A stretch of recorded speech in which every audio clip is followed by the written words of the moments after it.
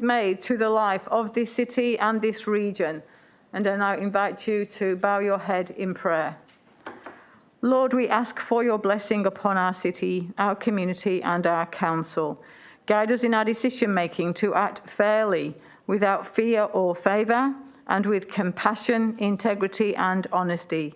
May we show true leadership, be inclusive of all, and guide the city of Wanneroo to a prosperous future that all may share.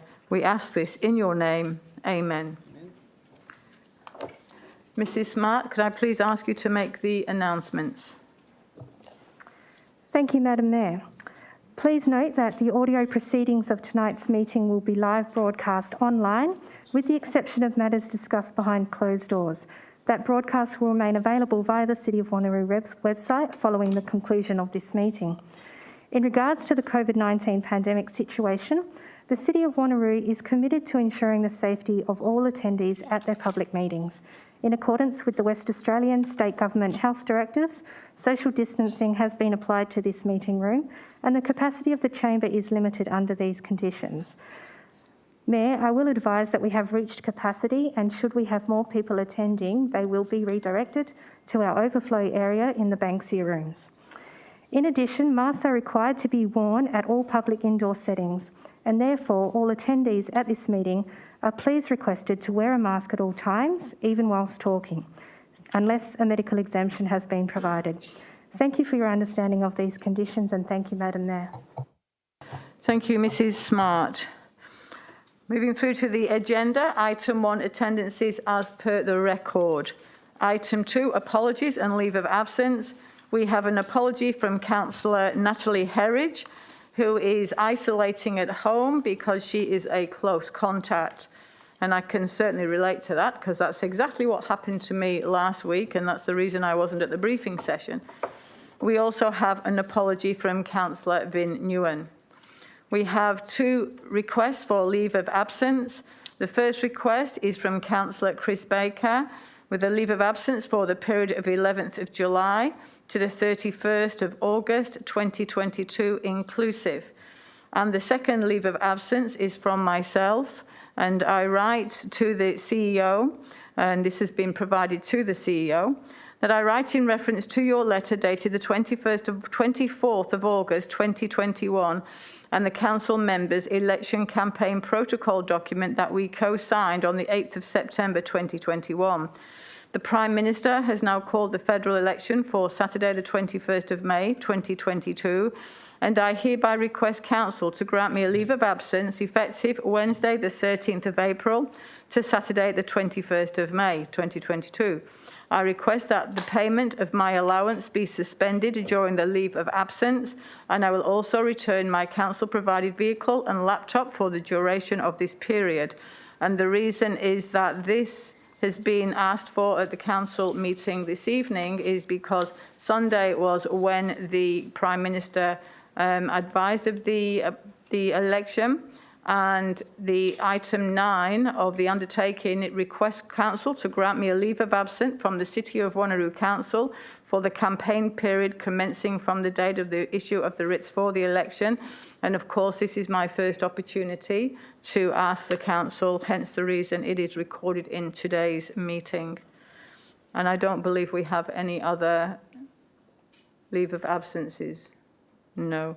Can I please have a mover and seconder for the apologies and leave of absence? Thank you, Councillor Treby, and thank you, Councillor Rowe. Thank you. Okay, so are there any objections?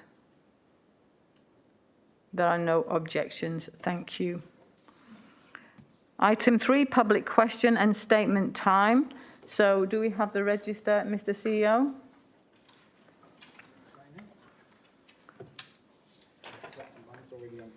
Yeah. So we have a running sheet now while Mrs. Smart is bringing up the other register.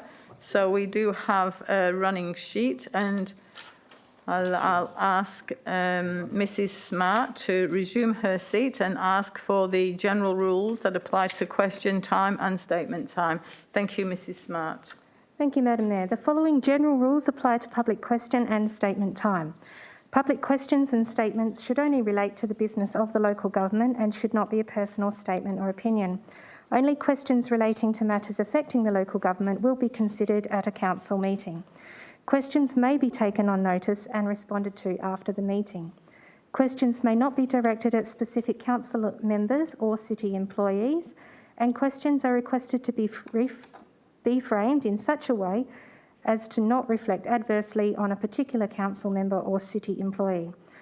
First priority is given to persons who are asking questions relating to items on the current council meeting agenda, and second priority is given to public statements. Only public statements regarding items on the council agenda under consideration will be heard. Each person seeking to ask questions or to make a statement may collectively address the council for a maximum of 3 minutes each. Thank you, Madam Mayor. Thank you, Mrs. Smart. And our first question is Ms. Michael from Two Rocks. If I could please ask you to make your way to the podium and clearly state your name and address for our records. Thank you.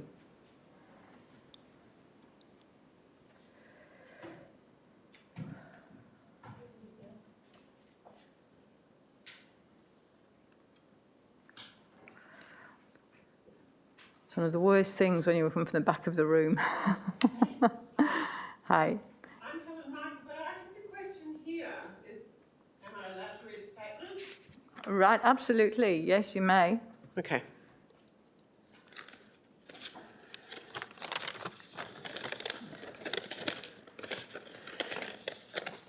My question was kind of answered from Dot Newton on this sheet that I picked up at the front, the one that I put online. But my question to the councillors is, can you decide tonight to amend the structure plan to ensure the developer, Finney, adheres to the original idea for Two Rocks Town Centre, that of a tourist/boutique shopping/entertainment destination, and not just a mishmash of the big grey buildings and major commercial conglomerates like Woolworths? It is diabolical to think that the councillors who are representing the people have not thought about this before now. Thanks to councillors Newen and, I'm sorry, Frank, I've forgotten. Frank. I have someone myself. Councillor Civic. And subsequently Councillor Baker, for at least questioning the validity and suitability of a big grey box on our iconic marina under the nose of our iconic King Neptune. Two Rocks could be a world-renowned, distinct place for not just developers' dream, but one which has happened all up and down our coast. Please investigate why this area has not been heritage listed in 20 years sitting on someone's desk. Thank you, Ms. Michael, and I can certainly answer that question. The recommendation is on the agenda this evening, and we also do have an amendment which Council will consider. Thank you. And next question, Mrs. Dot Newton.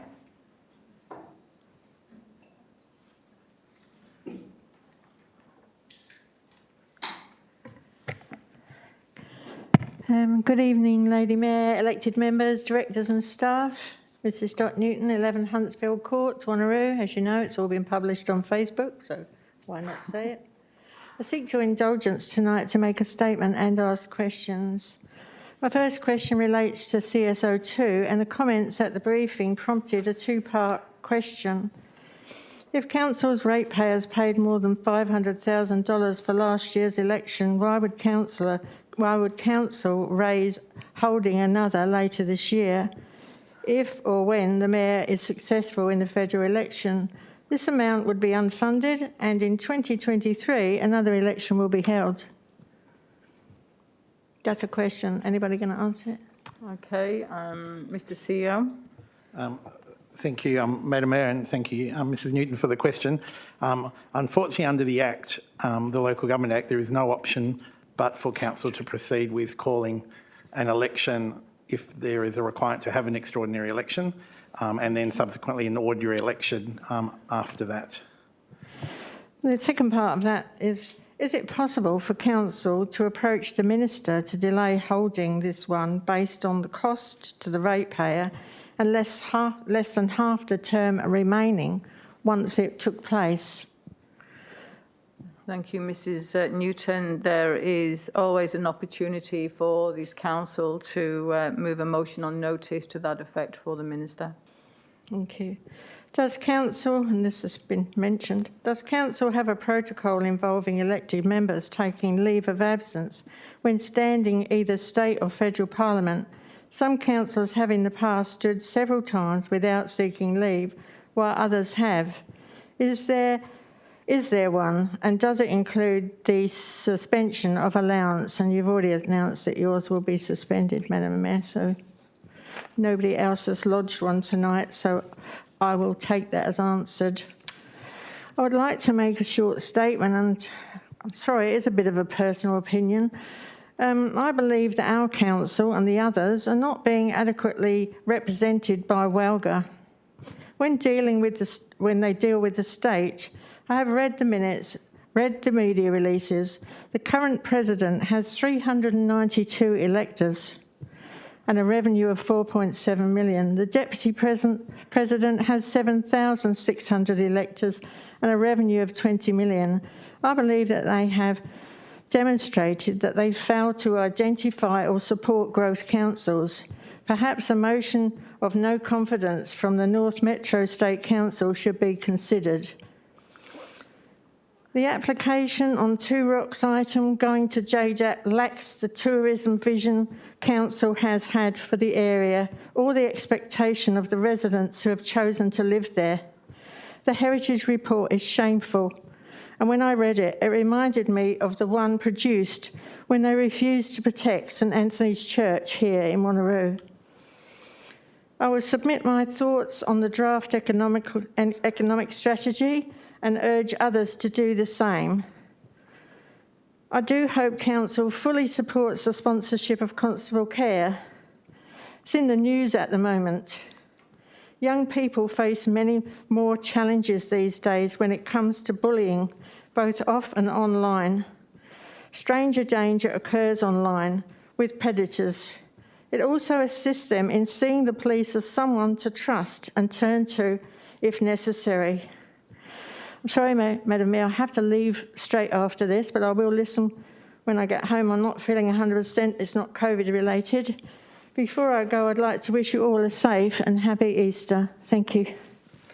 Thank you, Mrs. Newton. The next question, statement from Ms. A. Benkendorf.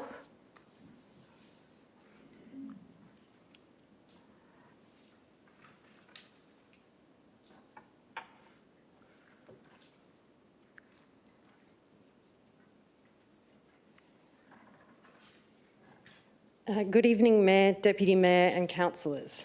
Tonight we would ask Councillors to keep the following things in mind when voting on Councillor Baker's motion on the Two Rocks Woolworths development. Two Rocks residents as a whole are not opposed to development or the introduction of a Woolworths into the town. We understand that our little coastal town is growing. The objection is based on the specific location of that development.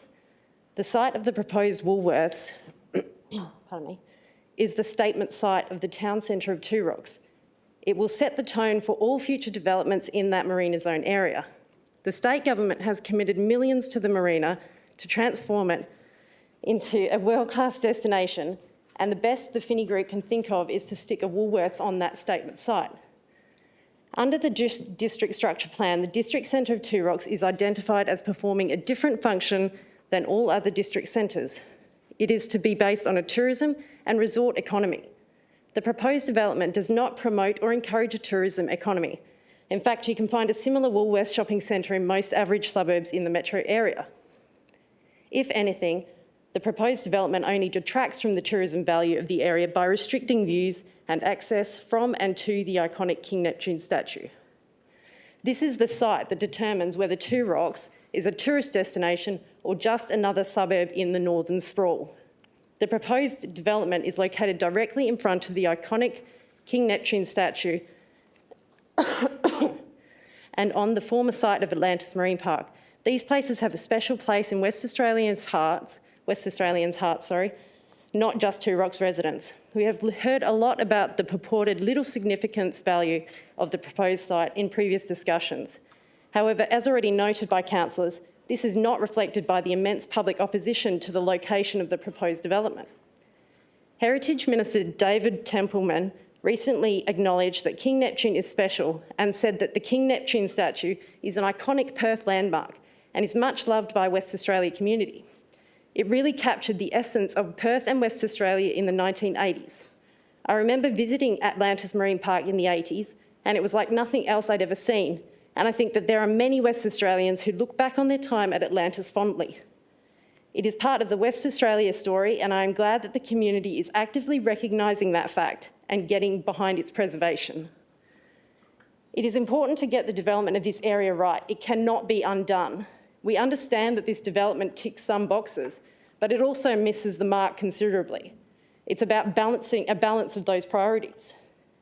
As councillors, we ask you to represent the views of your constituents and place the value of heritage and the sustainable development of this unique area above a developer's need for an easy cash grab. Accordingly, we ask that you cast your votes in favour of the motion put forward by Councillor Baker this evening and recommend that the development application by Woolworths be refused. Thank you. Thank you, Ms Beggendorf.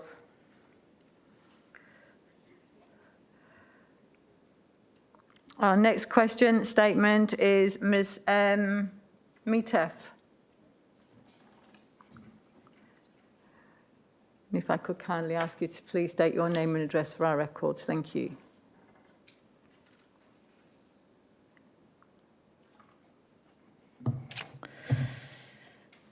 My name is Michelle Mitef.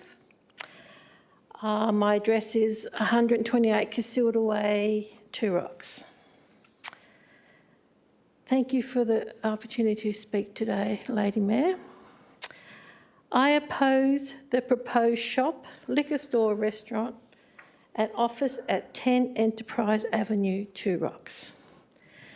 My statement is in regards to the issues of poor visual connections and not a main street approach in this development, with the already unique marine, unique history and beachside town. The integrity of the developer is questionable, with like statements from the Two Rocks Town Centre Structure Plan 2014, page 49.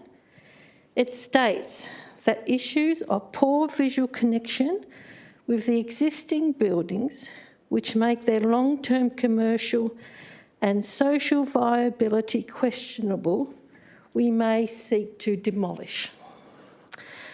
People believe, this is the community, that their town is protected with confidence that King Neptune and all its stories are safe. We know today that is not true. The land has been tied up for years. Local have cared for the king. There has been revisions after revisions and changes of decision makers. As a new homeowner, neighbour, community and a WA resident, I'm strongly requesting that the development is refused. That's my statement. Thank you. Thank you. Thank you, Ms Mitef. And next speaker, questions and statement, Mr A. Shattleton.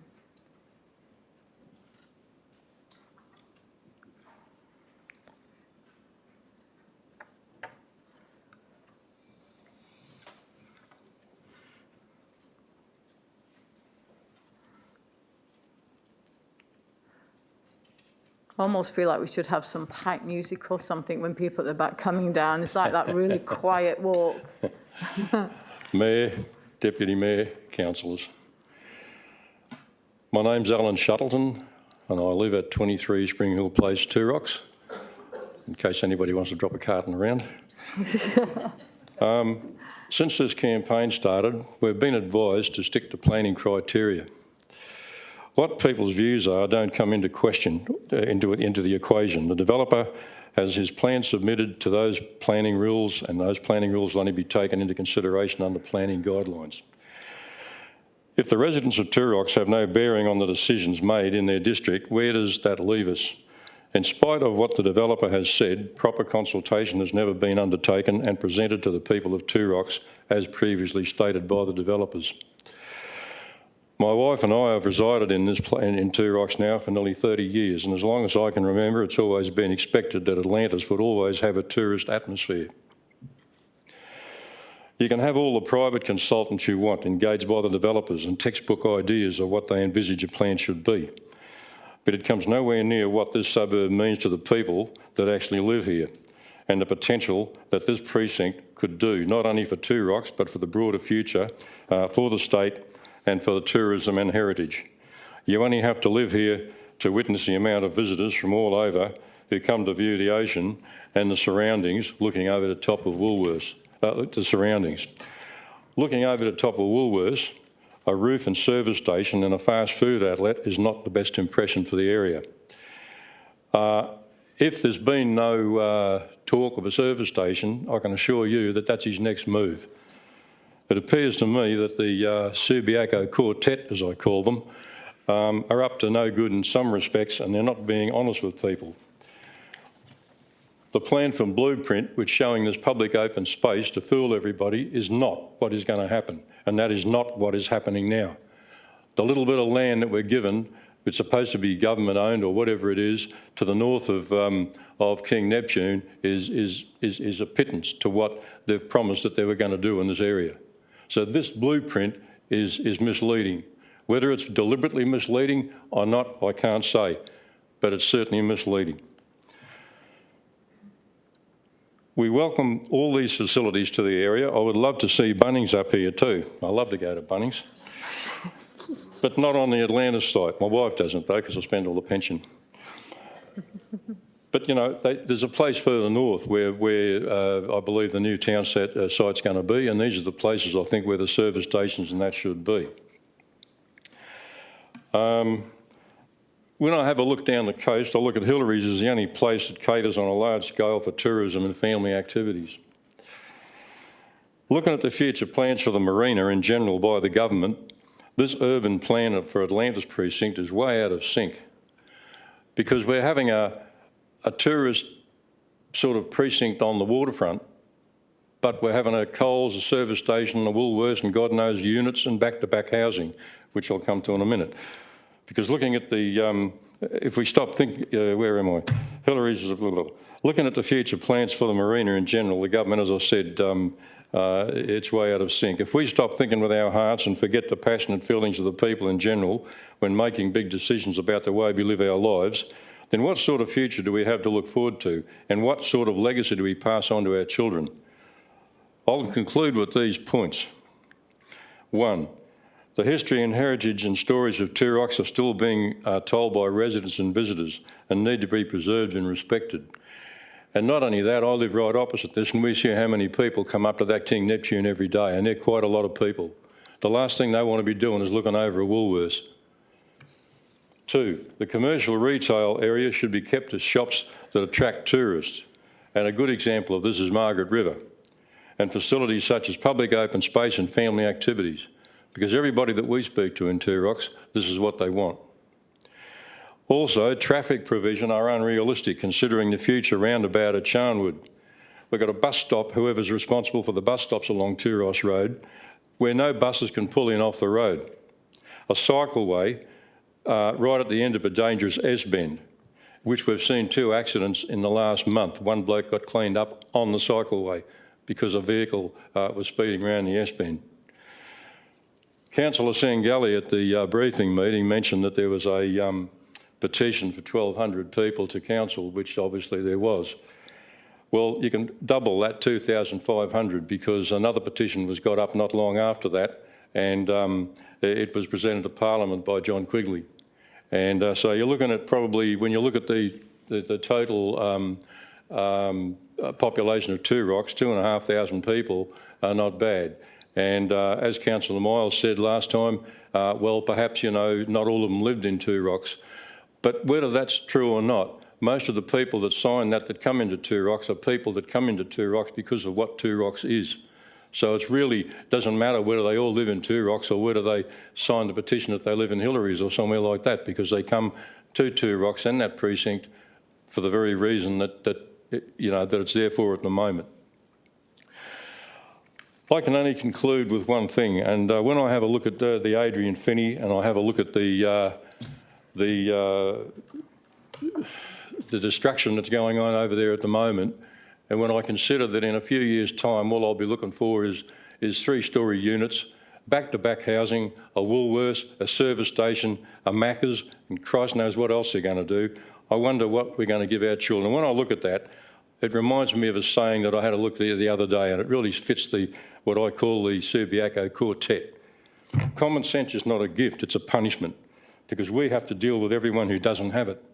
And these are the people that are planning all these areas as they see fit to make money. They're not taking any consideration whatsoever for the people that live in the district. Thank you very much, councillors. Thank you, Mr Shuttleton. Our next speaker, public question time or statement, is Ms Zed Benkendorf.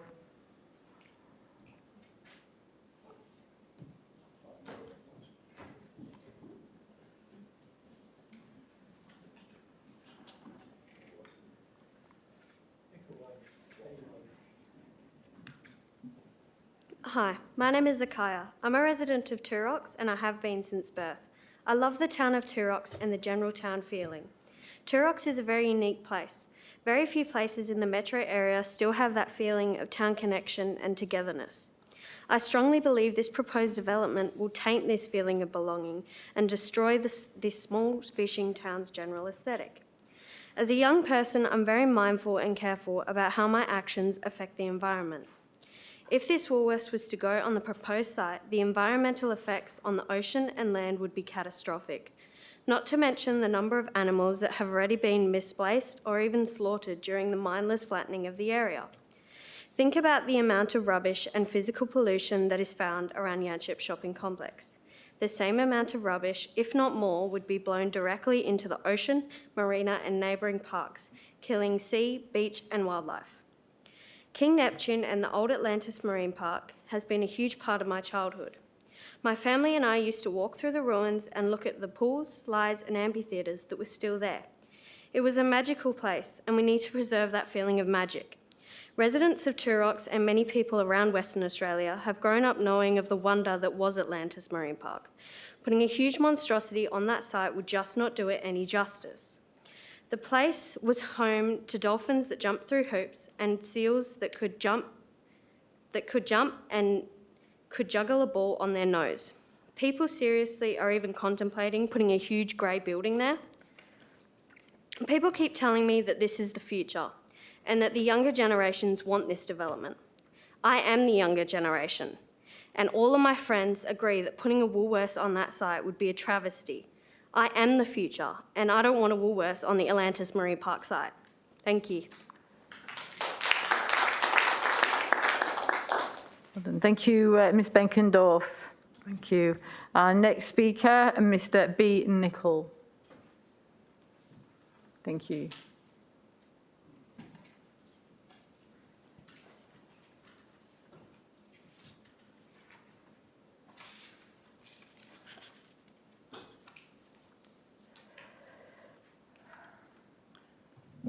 Good evening, Mayor and Deputy Mayor, councillors and council people.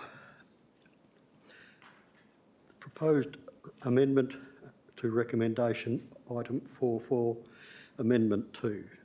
I support this amendment recommendation for JDAP to refuse the proposal plus the following observations. The Yanchep Two Rocks District Structural Plan, 7.1 guiding principles from the City of Wanneroo's Smart Growth Strategy policies includes to facilitate the creation of healthy communities in terms of healthy lifestyles, social cohesion and economic prosperity. 3, economical integrity of the region and local significant sites. 4, to respond and integrate key landscape features and foreshore characteristics. I submit that a supermarket and other possible attached enterprises do not create a healthy community lifestyle or social cohesion, as the extent of public objections indicates. Maintaining ecological integrity and significant sites have already been significantly obliterated by the recent levelling of the sites surrounding the surrounding topography, which this developer continues to do despite no decision on the Woolworths proposal. Even more damning is the responsibility to integrate key landscape features, topography of the existing sand dunes and foreshore characteristics, which has been largely ignored and seems irrelevant to the developer and the powers that be, who in our democratic society should and must take account and act on voiced community priorities. Also, at last week's deputation meeting, there was some suggestion of pursuing the heritage of the whole of the Atlantis precinct, which I can only applaud. I strongly feel that, as others do, that the historic link to the Atlantis Marine Park precinct is important to the community and should be taken into account in these deliberations. Lastly, even if there seems to be no legal requirement to do so. Lastly, while the intent of the Atlantis precinct should take advantage of this unique and historic landscape to develop the promise that it offers for the future viability of Two Rocks region as a tourist destination, which can only increase prospects for our local employment through activation of new and innovative tourist-orientated businesses, outweighing any job opportunities offered by Woolworths, which may or may not necessarily be offered to locals, and in the long term these jobs will decline as automation and online shopping take hold. I have a plan. Thank you. Thank you, Mr Nicol. Ms A. Coleman, please.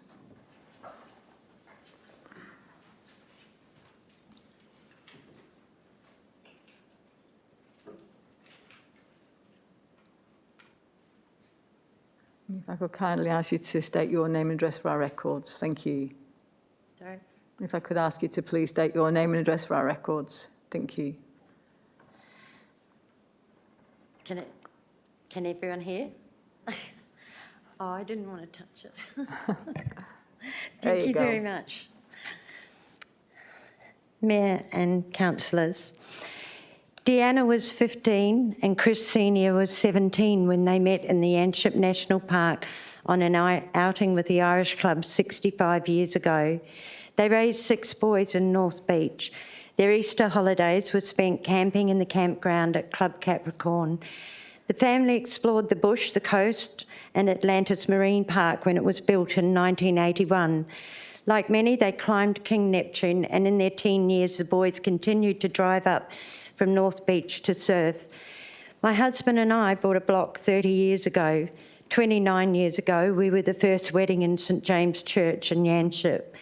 Since then, Atlantis is gone, the campground is gone, the church is gone. There has been unimaginable growth since my in-laws first met. However, one thing has remained constant.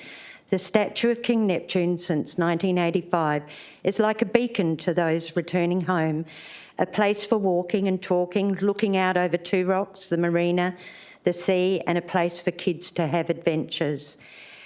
In 2016, admin and council made a decision on the use of the land surrounding King Neptune.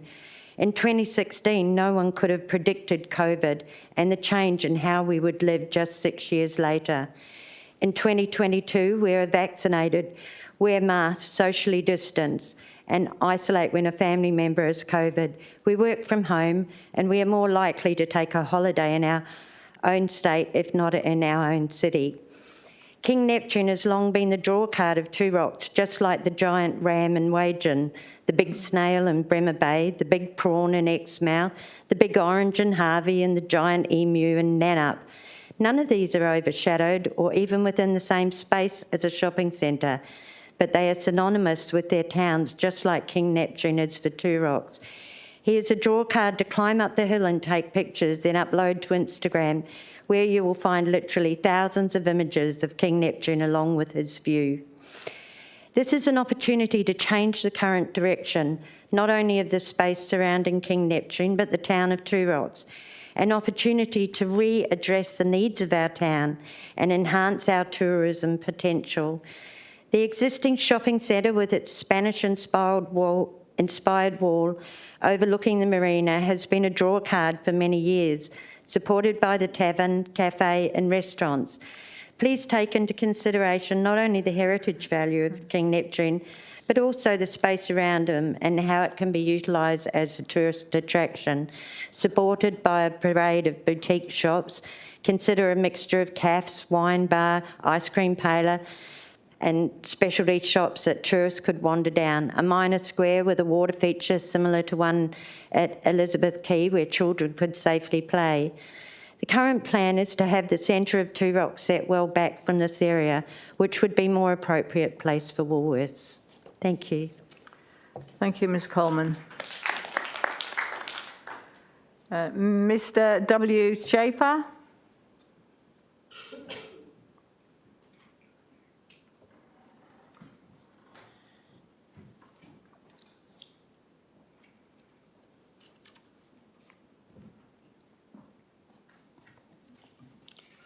Hi, Warren Schaefer. I live at 17B Spring Hill Place in Two Rocks. Good evening, council members, mayor. I refer to the Woolworths proposal for Two Rocks. Right, in my hand here, I have the latest City of Wanneroo calendar. In my opposite hand here, I have a Woolworths brochure, both delivered the same way via mail. However, both represent two avenues and appeasing to the eye. One will be placed on the wall and admired by visitors to your residence. The other will be thrown away if it makes it to the recycling bin by the end of the week. I would also like to point out that 5 of your photos in the calendar have been used. That are taken to Two Rocks precinct, which would further cement the fact that Two Rocks has a strong tourism value. And the mere fact that you're allowing one of the major tourist attractions to be decimated by a large concrete block astounds me. You don't go to the Eiffel Tower to have a look at the McDonald's or a large supermarket chain. What are the Wanneroo photographers going to take next year? Pictures of air conditioners? I mean, surely those pictures can be obtained from any air conditioning expert or you're in a brochure. As I sat here the other night listening to Woolworths and Philip Griffiths deliver their speeches for the proposal to go ahead of their keynotes, you guys have been vastly misrepresented and overlooked, and many things have been misaddressed. And I'd like to take my analogy to this proposal of the level of cars, something that I know about and that I'm sure that people... What the Woolworths proposal is that of a Great Wall. Economical, functional, and has won multiple awards by the car manufacturer themselves. But you would hardly put a picture of a Great Wall on your wall. On the other side, you have a Lamborghini Countach, built in the 80s, but won 0 awards and holds very little function. I know this is not the greatest analogy. But the product itself sold itself due to its uniqueness and will probably be hung on the wall for teenagers to admire over time. Not to mention the vehicle itself will appreciate over time due to its uniqueness. Some would say this car is a boutique, finer grain sports car. The Great Wall, however, will depreciate over time. Its awards will be lost and diminished along with the rest of it, and will end up at the wrecking yard if it's lucky. You don't go to a museum to see a Great Wall. You don't go and hide a Lamborghini behind a Great Wall. And as much as you can put a spoiler on it, paint it or badge it as a Lamborghini, at the end of the day, it is a poorly manufactured, run-of-the-mill, prefabricated, reasonably priced car. Councillors, you are getting sold a cheap car badge propped up by its own made awards, i.e. the architect himself, which, I shouldn't say this, but my children get participation awards all the time. Doesn't mean that they are good at the subject matter. I would also like to note the heritage significance that Philip Griffiths brought to the presentation. I find it extremely hard to comprehend that someone that resides in Claremont, probably plays golf with the developer and gets paid by the developer, has not consulted with the local community and say that it holds little significance to it. So before you approve a self-appointed award-winning Great Wall badged as a Lamborghini to put on show one of your top tourist hubs, please support Councillor Baker's motion. Before you have a turd you can't polish, but perhaps you could paint it. Thank you. Thank you, Mr. Schaefer. We have another list. I'm on another list here, and our next question is Rocco Caratazico. Okay, if you could kindly make your way to the podium. You have a question to ask? No, in regards to what? I've just got you down on the list as questions for the council meeting, but it doesn't matter if you haven't got a question. I didn't put a specific question for anything specific. Okay. I was just waiting to see if there is anything that I need to address. All right, okay. I'm not sure where that came from, to be honest. All right, no problem, but thank you. Thank you for advising us of that. And the next question, Kylie O'Connor.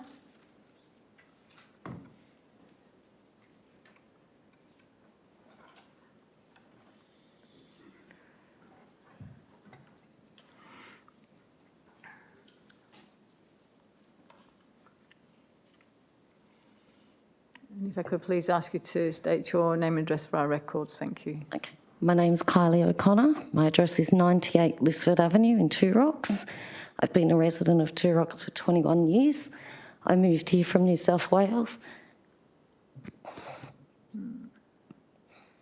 That's okay. Sorry.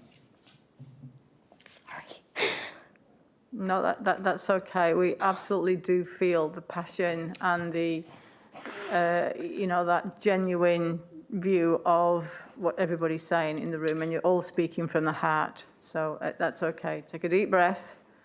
Thank you. So I've moved here from New South Wales. Husband and I had all our friends were down south. We decided to come to Yanship. It was a long drive back then, with only Wanneroo Road being accessible.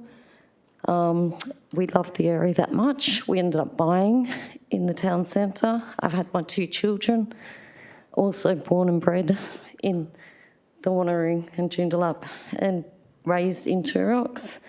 The reason I brought there was the fact that it was somewhere safe to walk around. You had the bush, you had the national park. If you wanted to go to the beach, there were so many activities around. Even though it was fenced, it was always great to take your dog into the Atlantis Park for a good walk and look at the statues. Kind of technically off the books, that one. That's most of the reason why I'm here. I do refer to it as the cul-de-sac of urban development when people ask me where Two Rocks is, as I believe it is the cul-de-sac of urban development for a long time. I'm happy for development to proceed, but just not in this manner. So therefore, I'd like to refer to the proposed Woolworths development, currently sorry.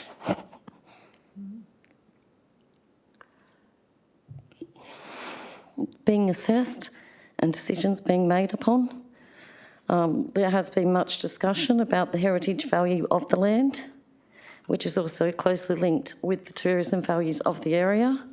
It's an absolute shame that the Heritage Council has not, for reasons unclear, assessed the King Neptune statue and surrounding Turox Marina area for the heritage status since 2003. It has left us in a position where we are relying upon the Heritage Impact Statement now, which was prepared in 2006, being over 15 years ago. It was ultimately paid for by the developer to support the developer's intention in our area. The Heritage Act 2018, State Heritage Place, perhaps instead of relying upon the Heritage Impact Statement, there should have been some onus upon the city in determining the authority to make the independent inquiries on the matter. A good place to start would be probably the Heritage Act 2018 of Western Australia. This what makes a state heritage register place. And if the place is registered, what kind of considerations are taken into account when a new development is proposed for the place? In order for a place to be entered into the state register, the Heritage Council must determine that the place is of cultural heritage and significance, having regard to a number of factors, some of which are the importance in demonstrating characteristics of the broader class of places, any strong or special meaning it may have for any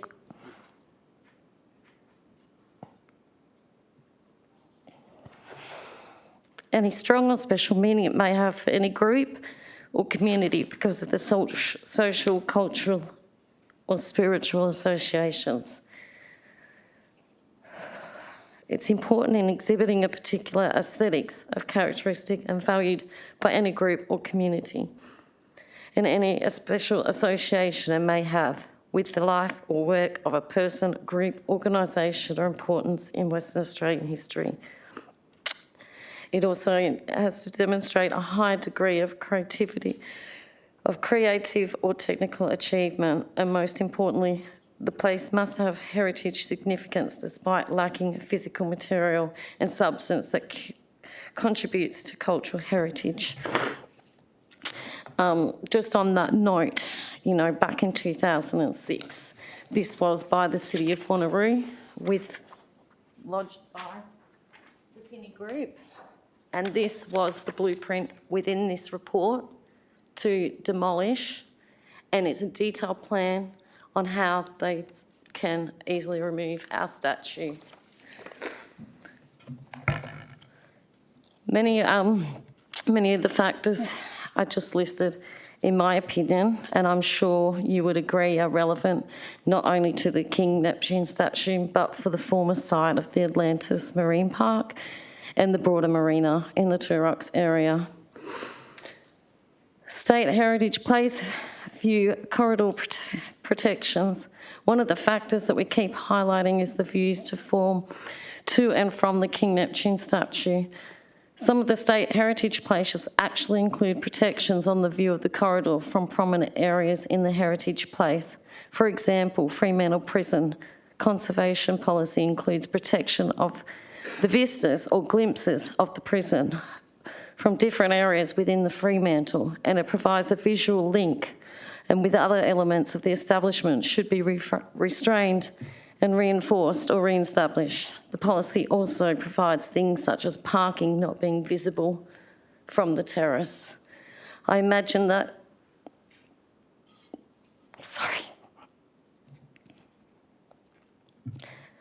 the view from King Neptune overlooking the kingdom, the ocean, is something that could be protected under any current or future consideration of his heritage status, and therefore should be important to consider when a determination is made on the development of this application. heritage impact assessments for state heritage places include with an agenda, it's important to note that pro forma heritage impact statement that is required to be provided for most development proposals which will affect the state heritage place includes consideration of the following facts. How the impact of the new development on the heritage significance of the place or area are to be minimised. 2, why is the development required to be adjacent to a heritage place? 3, how does a new development affect the views to and from a heritage place, and what has been done to minimise the negative effects? 4, is the development sympathetic to the heritage place? In what way, example, forms of seating, proportions, designs, materials? Will the new buildings visually dominate the heritage place, and how has this been minimised? 6, will the public and the users of the place still be able to view and appreciate its significance? In our view and the community's view, these considerations have not been addressed adequately by the proponents, and therefore the development proposal should not be recommended for approval by the City of Wanneroo, and I'd really like everyone's support so everyone who does move to that area and their families like mine can grow up and enjoy the environment that's around them, not rubbish, not trolleys, and not trucks madly screaming next to a skate park. Thank you very much, everyone, for your time, and I'm sorry that I had a meltdown. Thank you. Thank you, Ms O'Connor. Most certainly spoken from the heart, and Mr Bowring will take those comments that you made towards the end, the questions that you made, and we'll put those to the JDAP. We have no more names on the register to ask questions, and just to reassure everybody that I can tell the time. I was just very loath to stop the presentations, the statements and the questions, because we want to thank you for supporting your local community.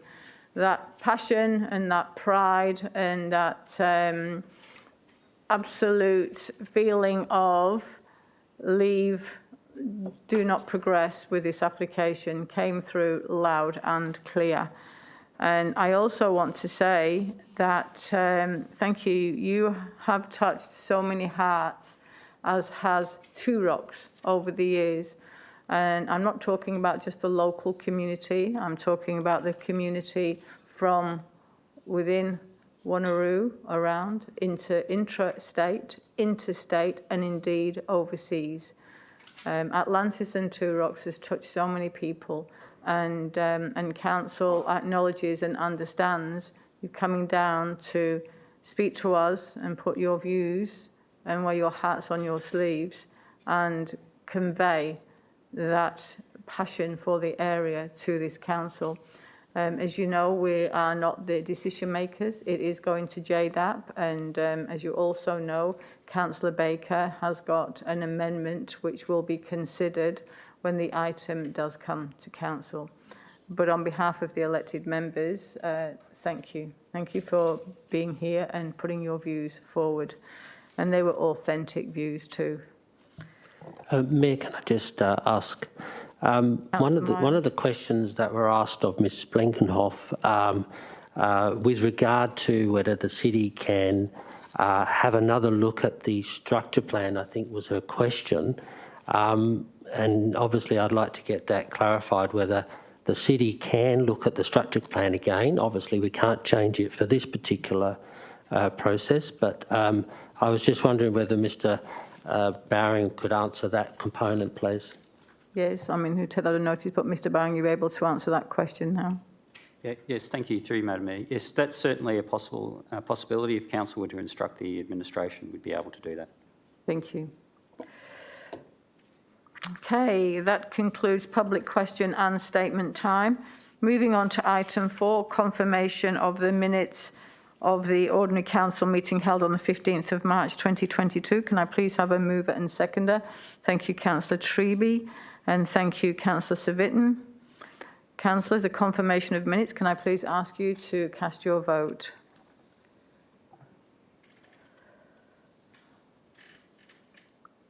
I declare those minutes carried unanimously. Thank you. Item 5, announcements by the Mayor without discussion. There are none. Item 6, questions from council members. Councillor Rowe. Thank you, Madam Mayor. My question is in regards to bus shelters in the suburb of Girraween. I believe administration is aware that 3 bus shelters were removed when some stops were realigned by the Public Transport Authority. Those were shelters along Blackmore Avenue and Templeton Crescent in Girraween. The shelters were opposite to a park that is very well used, close to a shopping centre precinct, and also next to a development that is recently complete.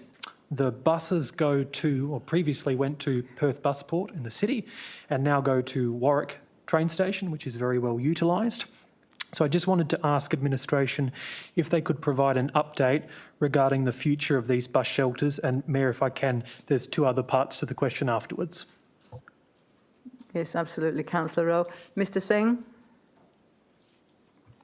Yes, thank you, Madam Mayor. We have assessed the need for new bus shelters in that particular street. There were 2 existing shelters which were removed as part of a reorganization of the existing bus stops in that street. We will be looking at starting a process to reinstall 2 of those bus shelters soon. Thank you. And I believe the reinstallation timeline was roughly August 2022.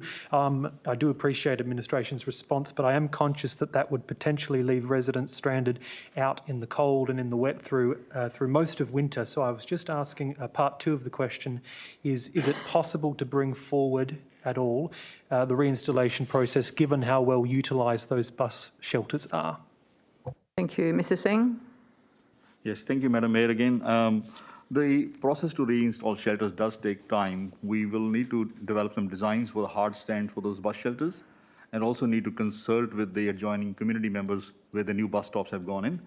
So after that one, we will then receive the feedback from community members. If that's supported, then we try to do fast track that one. But at this point in time, we're looking at the bus shelters could be placed in that particular street by August 2022. That still, again, we may encounter some material supply shortages. If that happens, we'll adjust the schedule accordingly. And just the third part, I've become somewhat of an expert on the bus shelter policy because I read it backwards and forwards.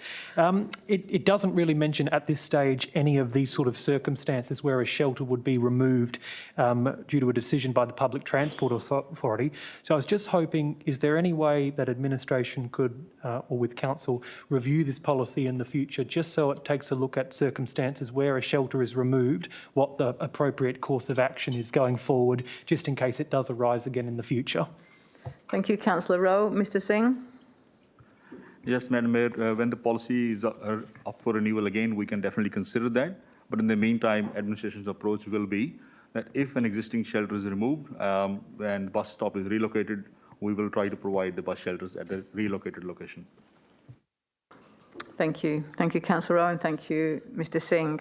Further questions? There be no further questions. Item 7, petitions. We have a petition from Councillor Coetzee. Thank you. I've got a petition here with 96 signatures to revoke the approval for the cutting down of the trees along Capricorn Esplanade in Yanshep. Thank you. Thank you, Councillor Coetzee. Can I please have a mover and seconder that the petition be noted and referred to administration? Thank you, Councillor Wright, and thank you, Councillor Baker. And if I could please ask you to cast your vote.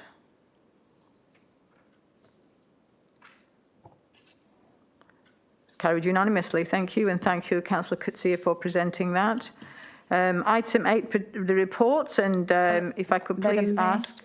Mayor, can I please move to bring the item PSO forward to the beginning of the agenda as everyone comes from we already have, I think, that, but I'm happy to, Councillor Treby seconding, but before I do that, if you'd let me finish. So, councillors, if there are any declarations of interest, if you could please kindly state your declaration of interest when we get to the particular item. Thank you. Yes, Councillor Treby. Just in respect to that, with in respect to PSO4, can I also request that we immediately after that go to CS 040422 as well and bring that forward? Thank you, Councillor Treby. So we now have a motion for PS04 to be heard at the start of the agenda, and that will be followed by CS04. So, councillors, we've got a procedural motion. If I could please ask you to cast your vote on that procedural motion.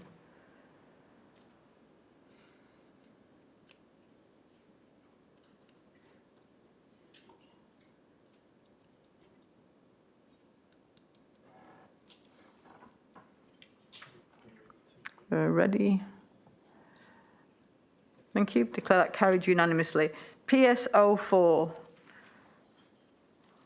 So we do have an amendment to PS04, but if I could please ask for somebody to move the substantive recommendation. Pro forma. Thank you, Councillor Treby. And do we have a seconder? Thank you, Councillor Miles. Madam Mayor. Thank you, Councillor Miles. I've got you as seconding the amendment, so you can't move the substantive and second the amendment. Oh, it's Councillor Coetzee. We've got Councillor Miles, so Councillor Coetzee. If we could please change the proposed amendment to the recommendation. It actually does say PS04, seconded by Councillor Miles, but that's Councillor Coetzee. Thank you. So, councillors, if you could please make sure that you make that note on your... So we have got the PS04 moved by Councillor Treby, seconded by Councillor Miles and Councillor Baker. Thank you, Madam Mayor. Pursuant to Clause 5.10 of the Standing Orders 2008, I would like to move an amendment to the primary motion. The amendment has been circulated to councillors, and I can... Sorry, Councillor Baker. Yes, I've already acknowledged that yes, there is an amendment. Is it necessary for me to read it into the transcript, so to speak? Or well, I'm just going to ask the mover and second of the substantive, which is pro forma, if they wish to speak to this item, and then I'll go straight to you as the mover, and then straight to Councillor Coetzee as the seconder. Thank you. So, Councillor... Sorry, Madam Mayor. Look, I would like to make a declaration on this particular item. Thank you. Yes. Thank you. Before we get into the proceedings of it, thank you, Madam Mayor. With regards to item PSO2-4, /22, the consideration of the amendment, sorry, wrong one, beg your pardon. So, Councillor Civic, yes. PSO4. Just a second, yes, sorry. PSO4-4/22, consideration of responsible authority report relating to the proposed shop, liquor store, restaurant and office at 10 Enterprise Avenue, Turox. With regards to this item, I disclose that I am a member of the Joint Development Assessment Panels and hence have an interest in this matter on that, from that perspective. As a consequence, there may be a perception that my impartiality on the matter may be affected. I declare that I will consider this matter on its merits and vote accordingly. Thank you, Madam Mayor. Thank you, Councillor Civic. Councillor Miles. Yeah, thank you, Mayor. Yes, with regard to item PS040422, I disclose that I'm also a member for the JDAP for the city, and as a consequence, there may be a perception that my impartiality on the may be affected. I declare that I will consider this matter on its merits and vote accordingly. Thank you, Councillor Miles. Councillor Huntley. Thank you, Madam Mayor. Yeah, I too need to disclose that obviously I have an interest in the matter as I also serve on the JDAP panel, but I am a deputy and have not been involved in this item. As a consequence, there may be a perception that my impartiality on the matter may be affected, and I declare that I will consider this matter on its merits and vote accordingly. Thank you, Councillor Huntley. There being no further declarations of interest, so we've got PSO4 moved pro forma, Councillor Treby, and seconded Councillor Miles. And so, Councillor Treby, you don't wish to speak on this item? Not at this stage, Madam Mayor. Thank you. And Councillor Miles? No. So we now go to the amendment. The amendment has been moved by Councillor Baker and seconded by Councillor Coetzee. Councillor Baker? Yes, thank you, Madam Mayor. If I could speak in support of the amendment. Once again, the amendment has been circulated to elected members and also to members of the public, as far as I'm aware. Yes, thank you once again, Madam Mayor. I'll try and be very brief. I may seek a brief extension at the end of the spiel, so to speak. In any event, Madam Mayor, at the outset, I'd like to thank the local Turox residents, Arlene Benkendoff and Alan Shuttleton, JP, for their hundreds of hours, literally hundreds of hours, spent thoroughly researching and analysing and highlighting the deficiencies of the terms of the Woolworths development application currently before the Council, and also analysing, of course, the appropriate district plans, structure plans, etc., precinct plans and the like. For the record, I wholly endorse their observations and submissions raised by them during the course of their respective statements to the Council this evening, as well as those of the other like-minded Turox residents. My respectful submission to my fellow elected members is quite simple, that the case against the approval of this DA by the JDAP has, the case against it has overwhelming merit. The case is clearly a no-case submission. This is based on the terms of the city's planning policies and also the fundamental tenets of what is often described as good, orderly planning principles. A proposed shopping centre development of the size and scale and type and location set out in this DA is far better suited to be located in the new, fully precinct-planned Turox City Centre, to be located on Breakwater Drive, some 200 metres to the east of the Atlantis Beach Baptist College. Please note the name of that school. It has some significance, I would have thought. In 10 years' time, that new city centre will be surrounded by some 22,000 residential lots, stretching all the way north, believe it or not, to Dundebar Road, which of course is the northern boundary of the city of Wanneroo, and for that matter, the northern boundary of the Perth metropolitan area. That future city centre site will be developed before we know it. A 7 to 10 year timeline is but a short time span in the historical urbanisation of a city's residential coastal strip. Just look at how quickly our coastal strip has been significantly urbanised over the last 10 years, with obviously residential subdivisions, small shopping centre areas, commercial premises, and also all the tens upon tens of millions of dollars in infrastructure spent on providing services to those lots, as well as all the other developments. Look at the various extensions to date of the Mitchell Freeway. Look at the opening up of Marmion Avenue, the dualling of Marmion Avenue. Look at the metro train extension on the northern suburbs line to Yanship. All these things happen very quickly. Time can go very fast, and life can be too short sometimes. In short form, the reasons for the rejection of this DA are succinctly set out in the 7 subparagraphs in my amendment. The reasons have been thoroughly thought through after a forensic town planning analysis of the Woolies DA, and also the responsible authority report, the city's own report, prepared by the city's administration, to be filed with JDAP, or has been filed with JDAP, I should say. In my view, it's the elected members of this council that should guide and determine the future planning of our city, not the city's administration acting in comparative isolation. Equally, it is the residents of our city, and in this particular case with this particular DA, it is the residents of Turox who are in a far better position to determine the heritage and cultural significance of the King Neptune statue and the Atlantis precinct, and also, of course, the Marina precinct as a tourism precinct. The residents should be the people who are the driving force. The residents need to be consulted and listened to, not the learned, so-called learned town planning and heritage experts working and living in Perth's leafy western suburbs. Those experts may be of the view that the King Neptune statue is some old clapped-out 1980s icon from a bygone era. But it is our very own Turox icon, not theirs, and the views of our city's local residents should be given the same, if not greater weight, when assessing the icon's relevance in the development of its surrounding land, particularly from a town planning perspective. In short, I therefore ask that my fellow elected members join with me in saying a resounding no to the Woolwich DA, proposed to be, for obvious reasons. It is located in the wrong place. It's completely out of scale and sync with its surroundings.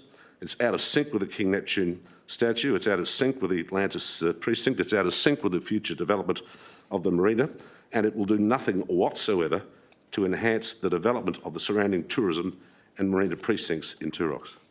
I urge elected members to vote in support of my amendment and hence vote down the Woolies DA. Thank you. Thank you, Councillor Baker. Councillor Coetzee. Thank you. Me and Councillor Baker have worked endless hours on this. Meetings with the residents, we went to the houses, we had phone calls, we had lots of coffees. I'm so over coffee. But besides that, I just want to say thank you to Councillor Baker as well, because he's got the law background and he went through these documents inch by inch in so much detail. So thank you for that. If I go to the gallery, I have never seen this gallery so full of an item where there's residents from Two Rocks. And why? Because we don't want this. We don't want this structure to be built there. We want the tourist feel there. Why?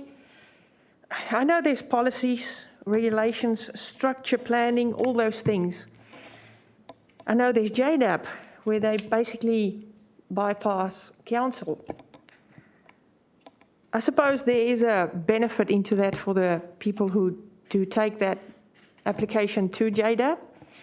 But to me, it feels like to have all of the policies and regulations, and so maybe there should be something where they do have to go and ask the residents first, what do you want? What would you like here? What do you think that will work here? What will not work here? And how much do you love this place? Maybe they should go and ask people that lives there, that have grown up there the whole time.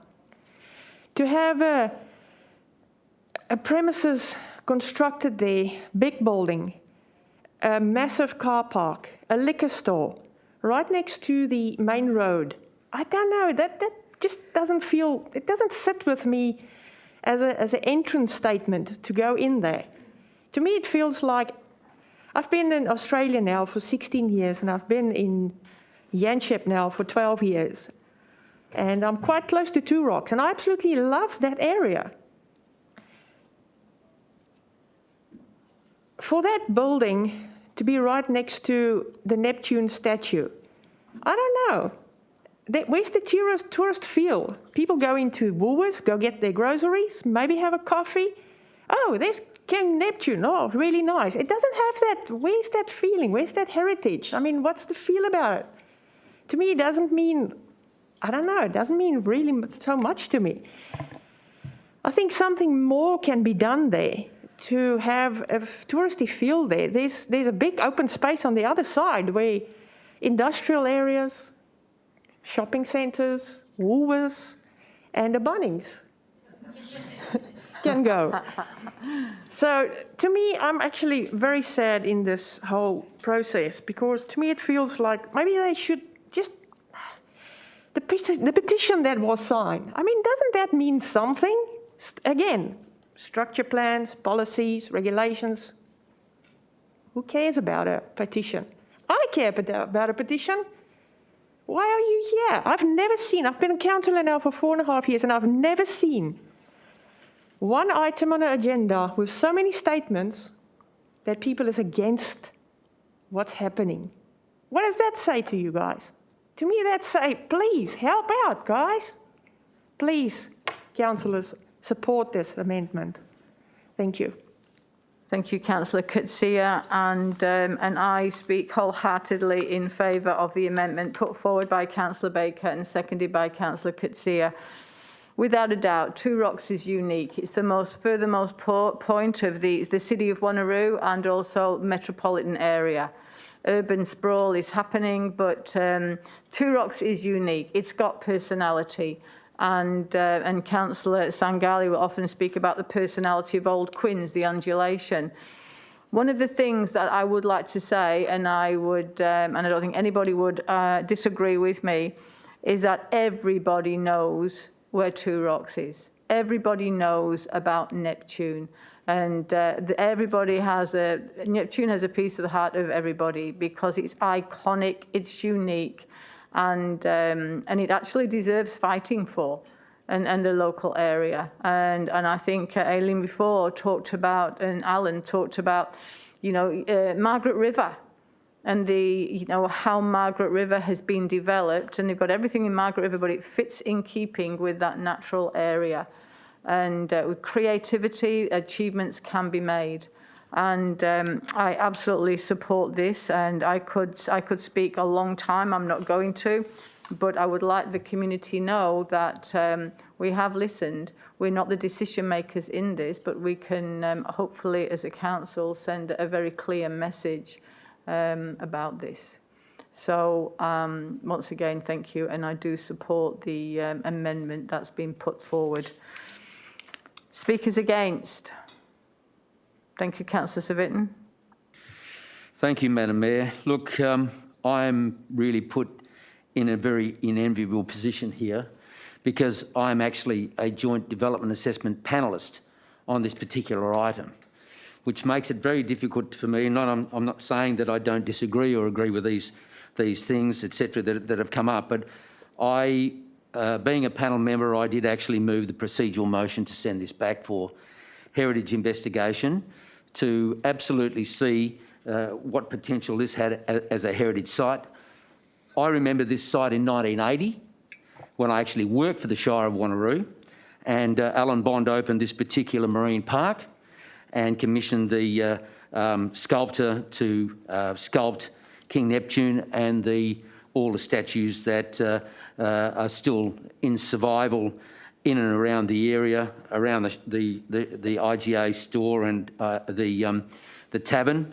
I took a good look at the site last weekend, and I'm caught in a very unenviable position because this will ultimately come to the Joint Development Assessment Panel in 3 or 4, probably a couple of weeks' time. So I'm very open on it. I'm not discounting or agreeing because, unfortunately, whilst this recommendation has that reason, administration or council is not the deciding body on it, and I'm going to have to really relook at the situation when we meet in 2 weeks' time. But I have the greatest empathy for this particular area. I've seen the park when Bond opened it, and then it lasted 10 years, and it was closed down, as many of the other heritage areas in Wanneroo in my history here since 1967, and one was the Bullens Lion Park. There have been other ones which have been failures everywhere, and it's disappointing that this had to happen to this particular site because in its heyday they had the Birdman Rally in the marina. It was a fantastic success, but in times of community and the economic situations, these all tapered off, and obviously it was no longer a viable business venture. But I will take this on board, so I want you all to understand that I am in this unenviable position that I can't support it on the basis that I'm a panellist. So I hope you understand that at this point in time. So thank you, Madam Mayor. Thank you, Councillor Civic. Speakers for. Thank you, Councillor Wright. Thank you, Mayor. I just want to clarify this is in support of Councillor Baker's motion. Speak in favour of the amendment, yes. Thank you, Mayor. I want to start off by saying if it doesn't look right and it doesn't sound right, then maybe it isn't right. I'm absolutely heartbroken for this community up in Two Rocks, and I was one of those interested councillors who attended the JDAP meeting virtually, as I know how much this location means for not only the Two Rocks community, but also Western Australia. I know for myself that this location holds significant heritage importance and that Atlantis Marine Park held many memories for generations, as I have seen photos from my grandparents and my parents that this was their holiday spot in Perth. I know for me, I looked back on my photo albums and I saw pictures of me hugging the King Neptune statue. However, I wouldn't put the entire blame on the Finney Group tonight, as there were multiple stages before this that should be highlighted tonight. And my speech splits into two. The first that I want to bring up is the Two Rocks District Structure Plan should have never been approved, and I have no idea what was going on through the councillors at the time, but this parcel of land should have been something natural or a heritage park outlining the importance of the local area and telling the story of the creation of Two Rocks. 2, where were the delegates to the Heritage Service Advisory Group? Where was the advocacy all these years? It seems to me that there was a lack of action from both the city and also the Heritage Council. these heritage statuses that should have been dealt with follow-ups, as I know if the city wants to get something done, it pursues all avenues. And I know for me that the assessment was pending from 2003. I was 2 years old at that time. I had enough time to go through school and almost graduate from my degree. The third point that I would like to make is JDAP should be abolished. It is a disadvantage to both the city and the community, as we are always outnumbered and will lose every single time, as it's based on an old-fashioned system. It takes the heart out of what we do, and without the heart we cannot move forward. After listening to all the speakers from both the JDAP and deputations, I will be supporting the refusal of this application report to JDAP based on the following reasons. 1, I do not believe there was enough formal community consultation undertaken. 2, this site will not fit the purpose and goals of the local area, being a coastal, retail and tourism precinct, especially next to an iconic landmark. 3, it does not adequately address the heritage and cultural values of the local area, King Neptune statue and former Atlantis Marine Park. 4, the design of the proposal will remove the iconic ocean view and impact due to its scale and appearance. 5, it will have amenity impacts increasing traffic, waste and noise, and does not comply with the city's parking policy. 6, it will provide health and safety concerns to visitors who visit the statue, that air fumes will blow from the centre towards the statue, creating a hazard and ruining that peace and tranquility that is currently there.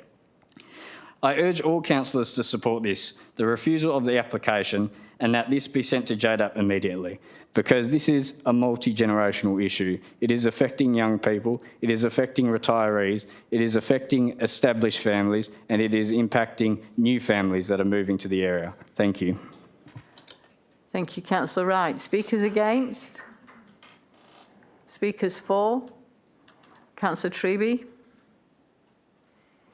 Thank you, Madam Mayor, and I think I'll start off by just remarking there are a couple of points Councillor Wright made. One was, and I agree with most of what Councillor Wright said. However, when he referred to the action in 2014, there were members of this council were here, and it was made with full basis of fact, evidence and findings. It's the way it's been used now. So should have been approved. It was a principle that is approved. It's in its application and implementation. So I just want to make that point. Look, I'm happy to support the recommendation, and we've heard the passion. And it's not the first time there have been passionate debates in these chambers. I'll just take this off so I can take some water. But all the passion in the world won't get us to where we need to get to, because we can argue passion, we can debate passion, but unfortunately this is the exercise of public law, and that's how this is dealt with. We need to have a look at how we can best impact and affect the decision that might come up or that will come up at a future JDAP meeting. Now, I just want to underpin this. We are not the decision makers, and I note that the recommendation does say that we recommend it be refused or we refused. We cannot vote it down. We do not have the power. We cannot exercise that power. It is ultra vires. However, we can send the message on behalf of the community to influence what is said and how it's presented. Well, I agree with the preeminent position that Neptune has. If you talk about King Neptune, everybody knows that you're talking about Two Rocks. It's part of our vernacular. It's part of our culture. And many people hark back to those days with fond memories. It was built after I was home with my parents, but I had the great joy of taking my children there, and they do remember it, and it's a fantastic place. The issue of, and it was raised in the deputations quite wisely, and I'm not a heritage architect, but the issue of culture is, in my view, every bit as important as heritage. It's always very difficult. Now, and I'll just provide relevance to that. It's always very difficult to talk about heritage when you're talking about Aboriginal culture. It's only now starting to be recognised for its heritage value. And it's needed that debate to mature over time. And that's the discussion, the debate that we need to get into this argument over time as well. Because culture, even recent culture, should have a significant impact and effect on decisions that are made. But it was the point was brought up about the Fremantle prison, and quite right. It is World Heritage listed. There are 2 listings. There was a reference to the view corridors, and indeed that's correct. And it is the very view corridor from the front gates at the prison right the way down through to the port. That is sacrosanct. You cannot even touch the trees because it's that view corridor which holds the cultural significance and the heritage significance. And I put it to the JDAP that the view corridor from King Neptune is every bit as significant. I'd also like to say and this all becomes an exercise, whenever there's an exercise of power, it comes with limitations. And it also comes with the capacity to discern a decision, and also in the exercise of power being somewhat circumspect about the use of discretion. And this is important and I was just studying this today. It's a Professor Kavanagh, and he spoke about the exercise of power in the public law sense.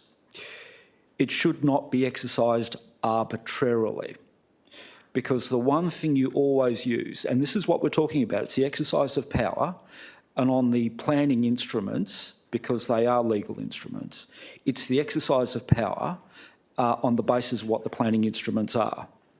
Now, the fact of the matter is that it should not be treated arbitrarily and just accepted out of hand. Councillor Treby, I need to go for an extension of time. How many minutes? Oh, just a couple, Madam Mayor. 2 minutes, thank you. Moved Councillor Civic, seconded Councillor Sangali. Any objections? Declare that carried. Continue, Thank you, Madam Mayor. Thank you, councillors.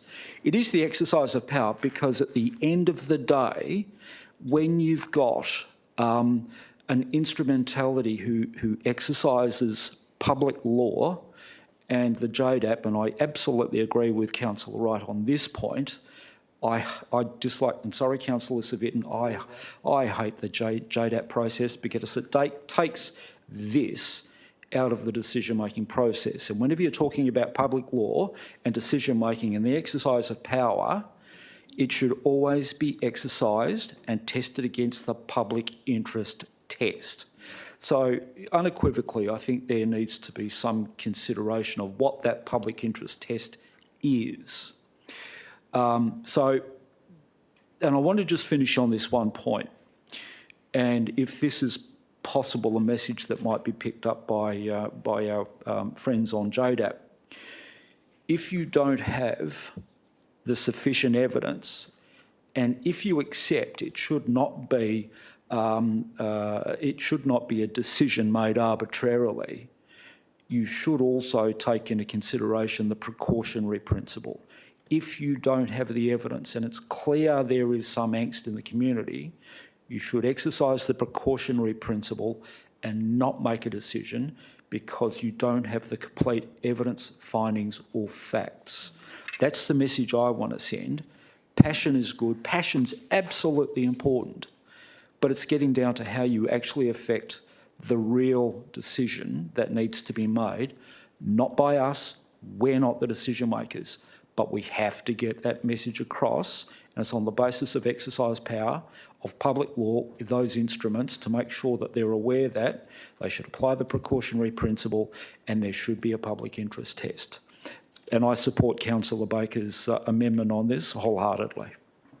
Thank you, Councillor Treby. Speakers against? Question, Madam Mayor, if I may. Councillor Civic. Yes, thank you, Madam Mayor. Look, I asked the question in reference to the question asked by Councillor, I think it was Miles, to Mr Bowring regarding the structure plan, and Mr Bowring acknowledged by saying that if something goes to administration, that it could be looked at by administration in some way.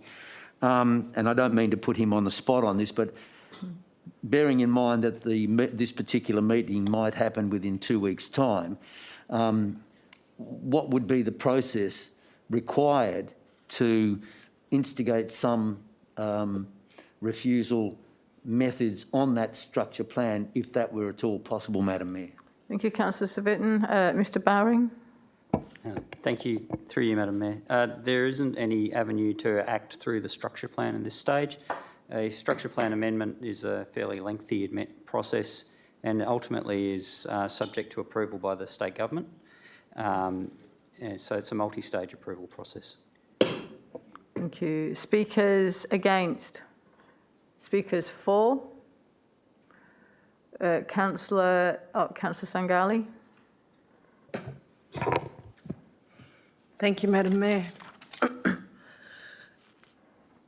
Throughout this, first of all, thank you to everyone from Two Rocks for making the trek here. I know it's a long drive sometimes, especially at night and when you've been at work, so thank you very much for coming along. This report focuses a lot on the fact of a supermarket has been written into the structure plan, but what it's missed in the structure plan is that it also encourages heritage values, a coastal boutique development with an emphasis on tourism. I'm sure tourists are not travelling to Two Rocks to simply shop at Woolies. People are drawn to Two Rocks because of what, as Zakaira mentioned, its uniqueness, just as they do at Hillary's, which also, funnily enough, doesn't have a Woolies. The application refers to the 2006 Heritage Assessment.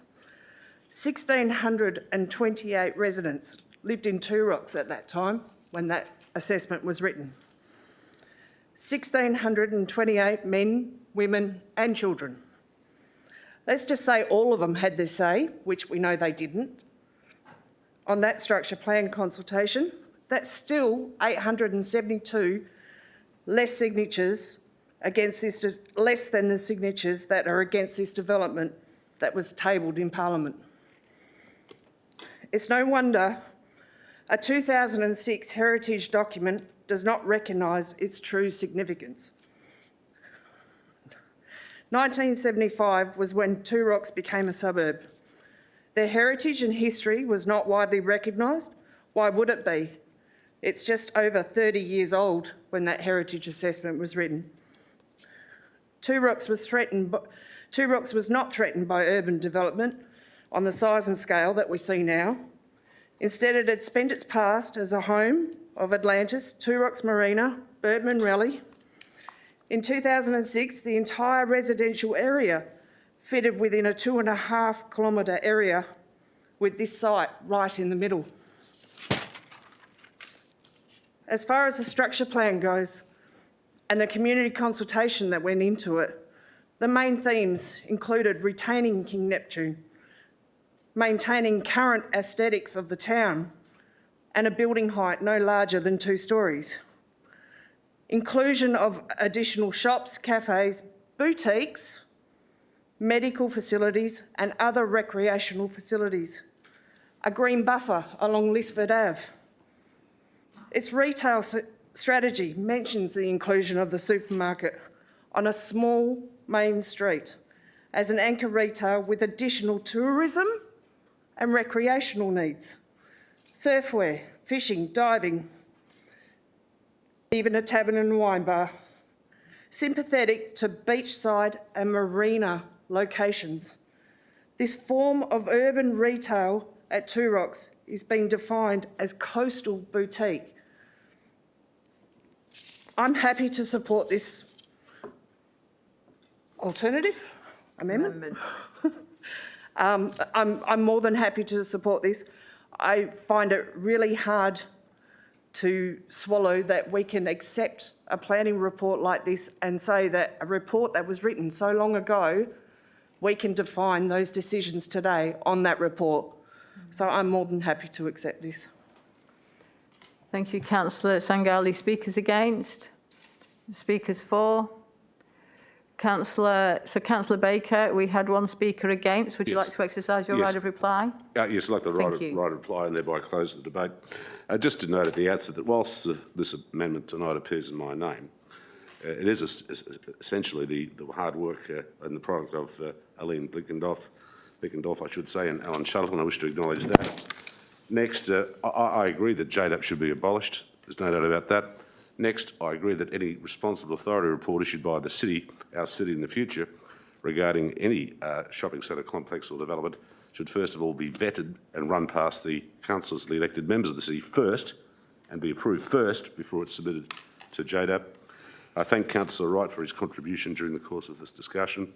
And just for the record, there can be no doubt about it, my amendment does not state that we are acting as a decision-making body and making a decision regarding this development application. As it states in its preamble, and I quote, recommends to the Outer Metro Joint Development Assessment Panel, refusal. So we are just recommending a refusal.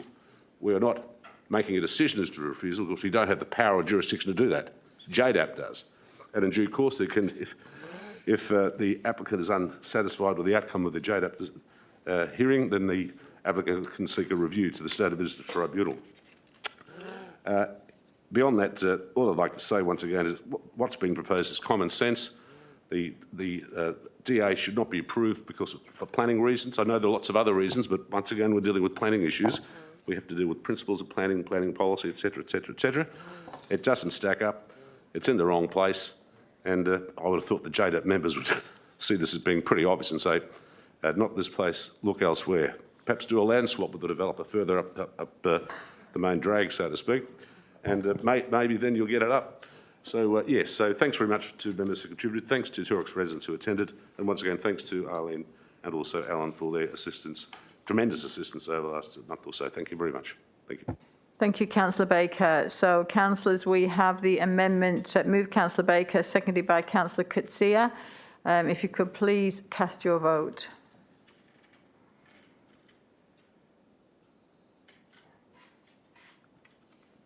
I can't see the picture.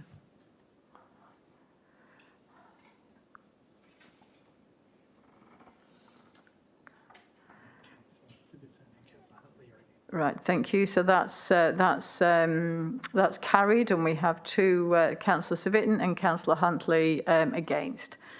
Thank you very much. So, councillors, putting the substantive recommendation as amended. All those in favour, if you could please, or against, if you could please cast your vote.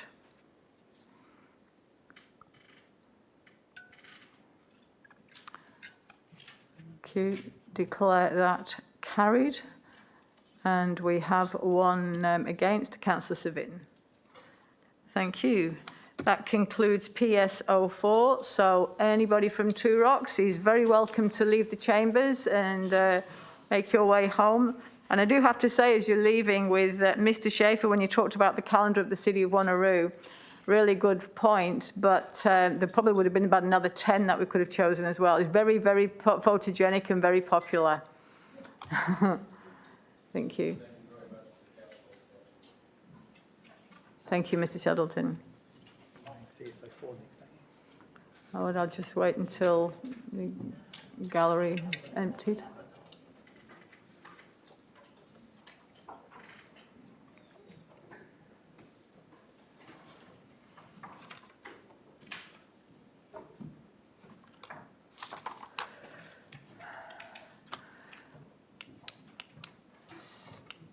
Safe journey home.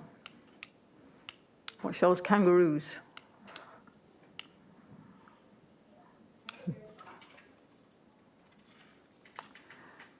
Thank you. The next item that we have brought forward is it's on page 240, CS04. Thank you. And we also have a CSO4. We also have an amendment to CSO4. So can I please have a mover to the substantive recommendation CSO4? The substantive. Thank you, Councillor Baker. And do I have a seconder? Oh, thank you, Councillor Rowe.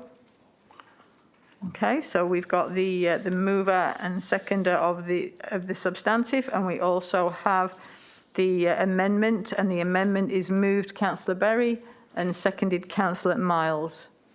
Yes, so Councillor Berry, if you'd like to speak to your amendment, please. Thank you, Madam Mayor. I put up the amendment. I'm assuming everybody's had a copy of it. And I'd just like to thank all the community members who've taken the time to share their personal experiences, views and concerns over the last few weeks. It's not always easy getting on that podium and speaking to us. I know that. Like many, I wish the state government who brought in the mandates that council are bound by had provided a forum for all community to share, as they have with this and other local councils. It would have been appreciated by many if they had been as open to listening as we have been at the City of Wanneroo. I am aware of the impacts to mental health, and for those that know me, I have been directly impacted by restrictions and death due to COVID-19. I know some community members can currently not access facilities in the mental health space, as that is the sector I work in.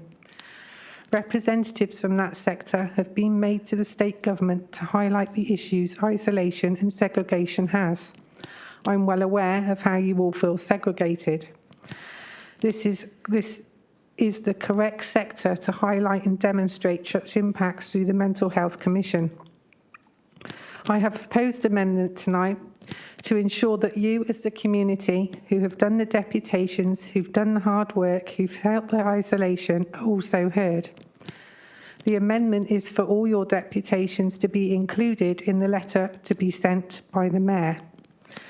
I hope that all my fellow councillors will support me and support the City writing to obtain all the relevant information that has seen a state of emergency be declared and a vaccination policy put in place, and that Council now requests the Minister of Health to revoke the public health state of emergency so we can all get back to being one community and be united. Thank you.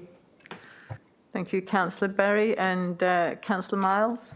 Yeah, thank you, Mayor. And I do endorse the comments made by Councillor Berry, and just add to them that I was very impressed with the electors meeting, with the deputations, that everybody came to the podium as suggested before and articulated the effect of what has happened to them personally over the last 18 months, 2 years, and how this venue and this local government was able to listen and hear all of that.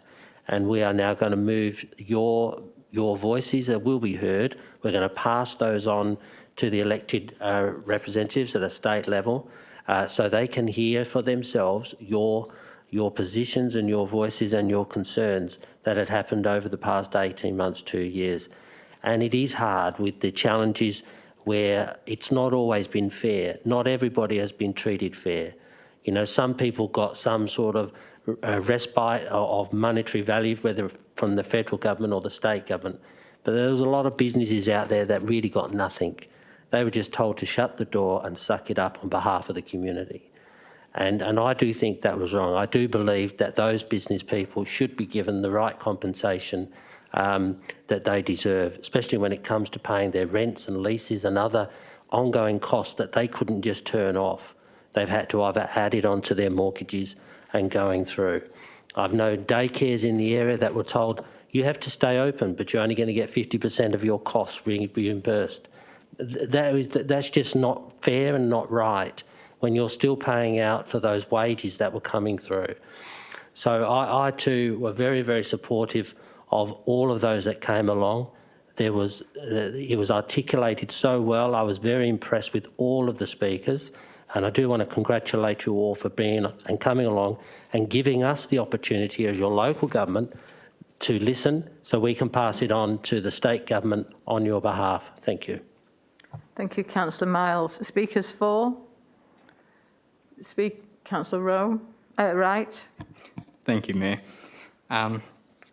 This is certainly a tough issue, as I see both sides of this debate.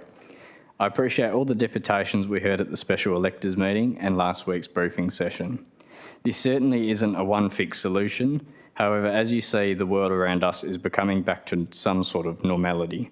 Flights to Bali have returned, over-east face masks and other restrictions have lifted, and cruise ships are returning back to Australian waters. I know this pandemic wasn't something anyone had planned for, and I know it hasn't been easy for residents, ratepayers, government, and small and medium-sized businesses. I know through my own experience of being a casual hospitality worker that when the pandemic had started, we had no support and we were the first ones to be stood down. I know when I started my next job, I was the first one to have to go into isolation because we had our very first lockdown in the state and I happened to be there at the same time. I understand the issues that this has caused residents and businesses with all restrictions, the financial and employment losses and mental health deterioration.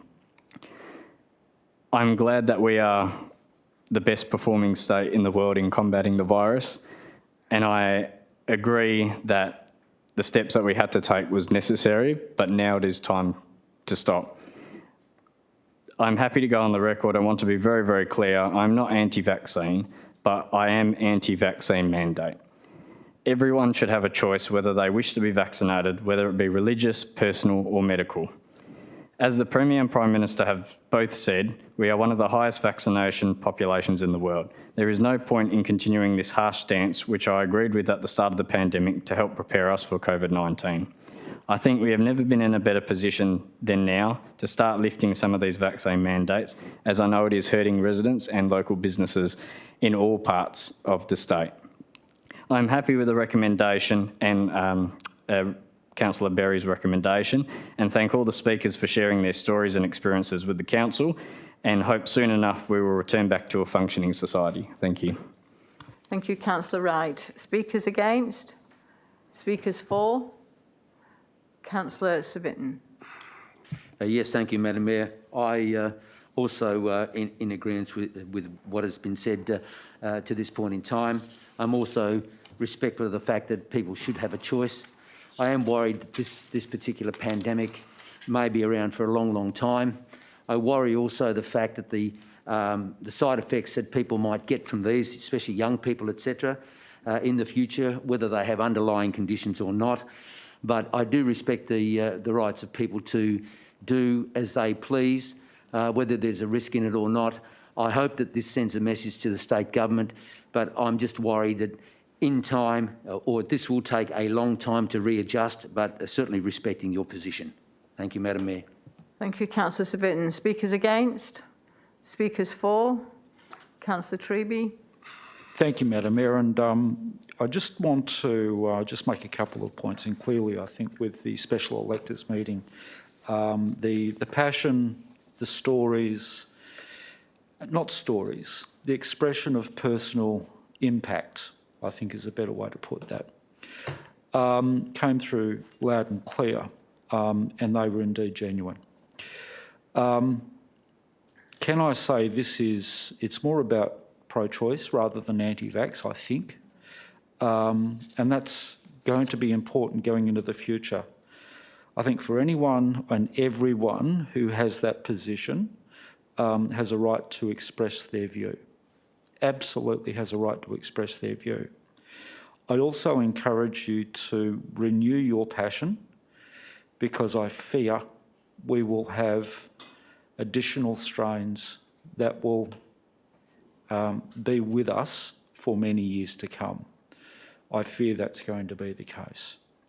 So all I can say is, unfortunately, to take a position against that which has lawfully been taken by the state government for us would be ultra vires. It would be on powers. We were not in a position to do that. However, passing those messages and stances and information onto the state, who have the rights and responsibilities for those decisions, is the right thing to do. But if I can just leave you with this one thought, maintain your passion, renew your passion, because I fear with the strains that will be coming, and I'm sure they will, this will be with us for some time. Thank you, Councillor Treby. Speakers against? Speakers for, Councillor Baker. Thanks, Madam Mayor. I'll be very brief. The amendments recommended by Councillor Berry make common sense. Of course, they give further meaning, so to speak, to the gist of what's intended in the substantive recommendation. Common sense amendments. In terms of the state of emergency, sure, that was necessary at the start, so to speak, but to have a state of emergency in place now today is an absolute farce. It's a joke. We have people travelling from interstate, people travelling from overseas. We're welcoming them here. Sure, you have to have the G2G pass. So what? They're easy to get. Negative tests, RATs test, etc. But to still say we're in a state of emergency is nonsense. That is absolute nonsense. If we were in a state of emergency, the state would be locked down. If we were a true state of emergency, not a fake state of emergency, the state would be locked down. Western Australia would be divided up into regions. We wouldn't be able to travel from region to region, just as happened with the outset of the so-called pandemic state of emergency. The other thing, of course, which is ludicrous, and my wife Sarah's just returned back from Melbourne. In Melbourne, which we all used to sit back and think, what they're doing there is just totally over the top, totally over the top. The masks are only required to be worn on public transport. That's Melbourne. We are the last state to essentially come out of what's called the state of emergency. The mask wearing, of course, is ludicrous. There is no medical or scientific evidence which says that it's beneficial at this point in time, given that the pandemic is petering out. In terms of vaccine mandates, of course, these have impacted upon not just emergency workers, police, nurses, etc. It's also impacted upon patients, of course, members of the public generally, as shortage of nurses and police who would otherwise be on duty, of course, has prejudiced, if you like, the public sector's ability to provide the key services which support the health system, of course, and law and order. But anyhow, my understanding is that the police, at least, have been recently released from the vaccine mandates, and well and good. The other point too is, and this is what really gets me, it's got me from day one. If we were suffering a pandemic, and we were, in terms of how to deal with that, and if we were acting on the expert medical advice, bearing in mind that many medical experts can't agree, both nationally and internationally, at least what could have happened at the very least is for the public to be given copies of the medical advice, the written medical advice from the state's health officials or health experts, so we could weigh up the medical advice and then look at what steps were then introduced to deal with the medical advice, or the, if you like, the downsides of the medical advice in terms of the need for lockdowns, mask wearing, quoted numbers in bars, public spaces, open public spaces. Anyhow, I'm sure that this state of emergency, my prediction is, and I'm not going to go into details, but I do have a substantial bet on this. I was right when I bet that the state would not open on 5 February, but my prediction is that the state of emergency will disappear within, I'd say, 30 days after the forthcoming federal election. That's odd. It'll be back to normality, and we'll say, thank you for releasing us from our captors. Thank you very much. We'll all become Paddy Hearst. Thank you. Bye-bye. Thank you. Thank you. Speakers against? Speakers for? Okay, I'm going to put the amendment. There are no speakers against, Councillor Berry, so I'm going to put the amendment. Don't require a right of reply. If you could please cast your vote for the amendment.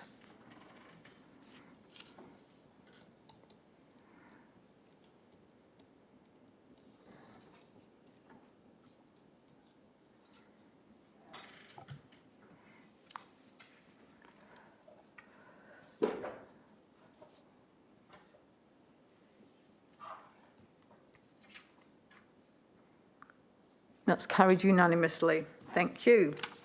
Putting the substantive recommendation as amended, if you could please cast your vote.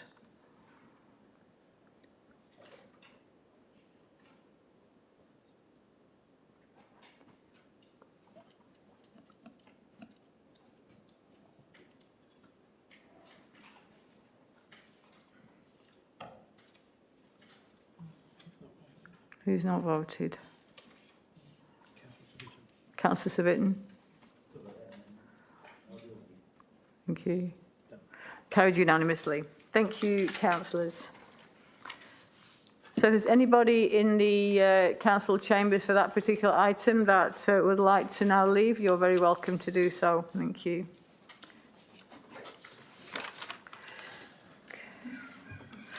So moving them from the top now. I'll wait till people have moved. Thank you.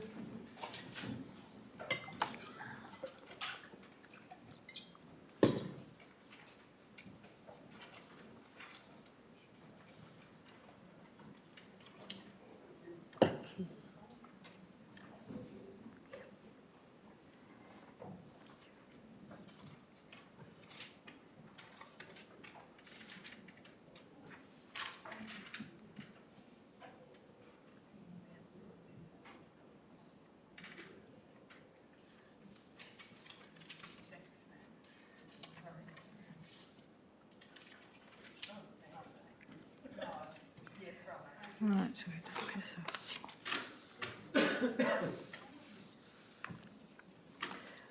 thank you. So, councillors, PS01, can I please have a mover and seconder for PS01? Thank you, Councillor Miles, and seconded Councillor Rowe. Councillor Miles, you wish to speak to this item? Councillor Rowe? Speakers for? Against? Okay, putting PS01, if you could please cast your vote.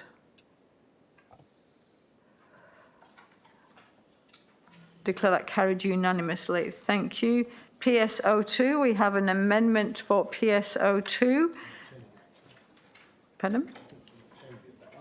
An alternative. So we have an alternative for PS02. So if I could please, I'm going to ask for a mover and seconder, and if there is no mover or second, if that lapses, we'll go straight to the alternative. Okay, do I have a mover and seconder for PS02?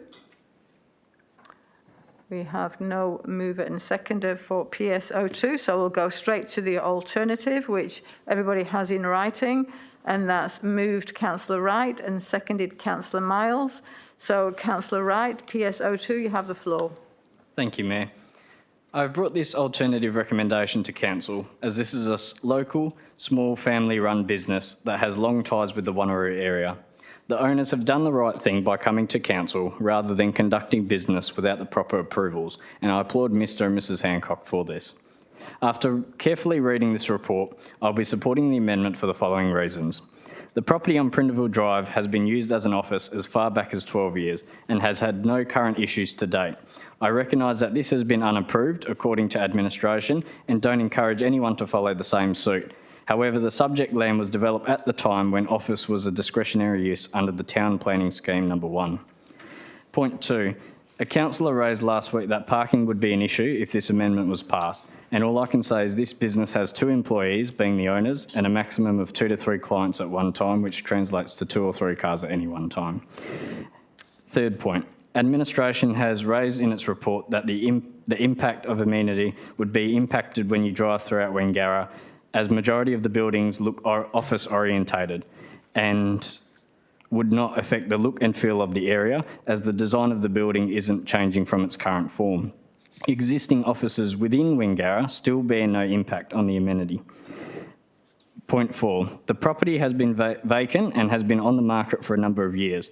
This proposal will provide a benefit to the community and become a complementary business service to the industrial service businesses who often hire businesses like accountants, insurance services, support services and consultants that have an office use. This makes up a near 12% according to the 2016 census data, which is widespread within the Wangara industrial precinct and forms an integral component of its economic and employment mix. Point 5. The Perth Metropolitan Strategic Planning documents have been promoted the need for employment opportunities to be closer to where people live, and Wangara is a great spot that is surrounded by residential areas. The city is a signatory of the Small Business Friendly Local Government Charter and proposes to reduce red tape. Well, this amendment is a good start. And my last point is supporting this amendment will contribute to achieving the aims of both the old and new economic development strategy pending tonight, taking advantage of the subject land, strategic location and accessibility. Just to finish up, offices are already widespread and commonplace in the Wangara industrial area. These office businesses are complementary to industrial businesses and will fill up a vacant building that cannot be used for anything other than an office. It is consistent with the city's economic development strategy and facilitates the diversification of businesses within the city. Fellow councillors, your support for this local family business that is having a go has done the right thing and approached the city. Now is our time to do our part for the community. Thank you. Thank you, Councillor Wright. And that seconded Councillor Miles. Councillor Miles, you wish to speak to this item? Yeah, thank you, Mayor. Just to echo what Councillor Wright has indicated in his speech, I think when we heard Mr Hancock last week give his podium deputation, I think it was very clear that this actual part of the building has been vacant for about 6 years. I would suggest that, and I think Councillor Civic suggested it also, that this building's been there probably for almost 20 years. In this way, one shape, it was always there from what I remember as an office building. Because when you drove by it to go to other areas within Wanneroo. You was always there, and I think it was a real estate company, which I won't name because they're not here anymore. But I just think that whilst administration has had to write the report the way they have because it fits our town planning scheme, I think on this occasion, council are making the right decision to allow this particular building to be an office environment. There is quite a lot of parking that goes on that site. If you look at some of the near map images going back almost 12 years, 15 years, there's always been a lot of cars being parked down the side alley and plenty of line markings on there. So they may not necessarily be out the direct front of this building, but they are running down the side of it. So I'm fully supportive of this alternate proposal tonight, and I ask council support it going forward. Thank you, Mayor. Thank you, Councillor Miles. Speakers for? Yes, Councillor Civic. Yes, thank you, Madam Mayor, and in agreement with Councillor Miles, it goes back a lot further than 20 years. I go back to the beginnings of Wanneroo when it was zoned composite business light industrial, and under that discretionary zone, an office was permitted at the time. Since then, the zone has changed to service industry, where it is not permitted, I guess, or whether it's discretionary or not, I don't believe so. But in Wanneroo itself, there are a couple of business parks which have office accommodation. I'm in support of this, and the comments that was made by Mr Dixon last week that we possibly should look at this complete building as an office, because I think that was the intention that it was built for in the first place.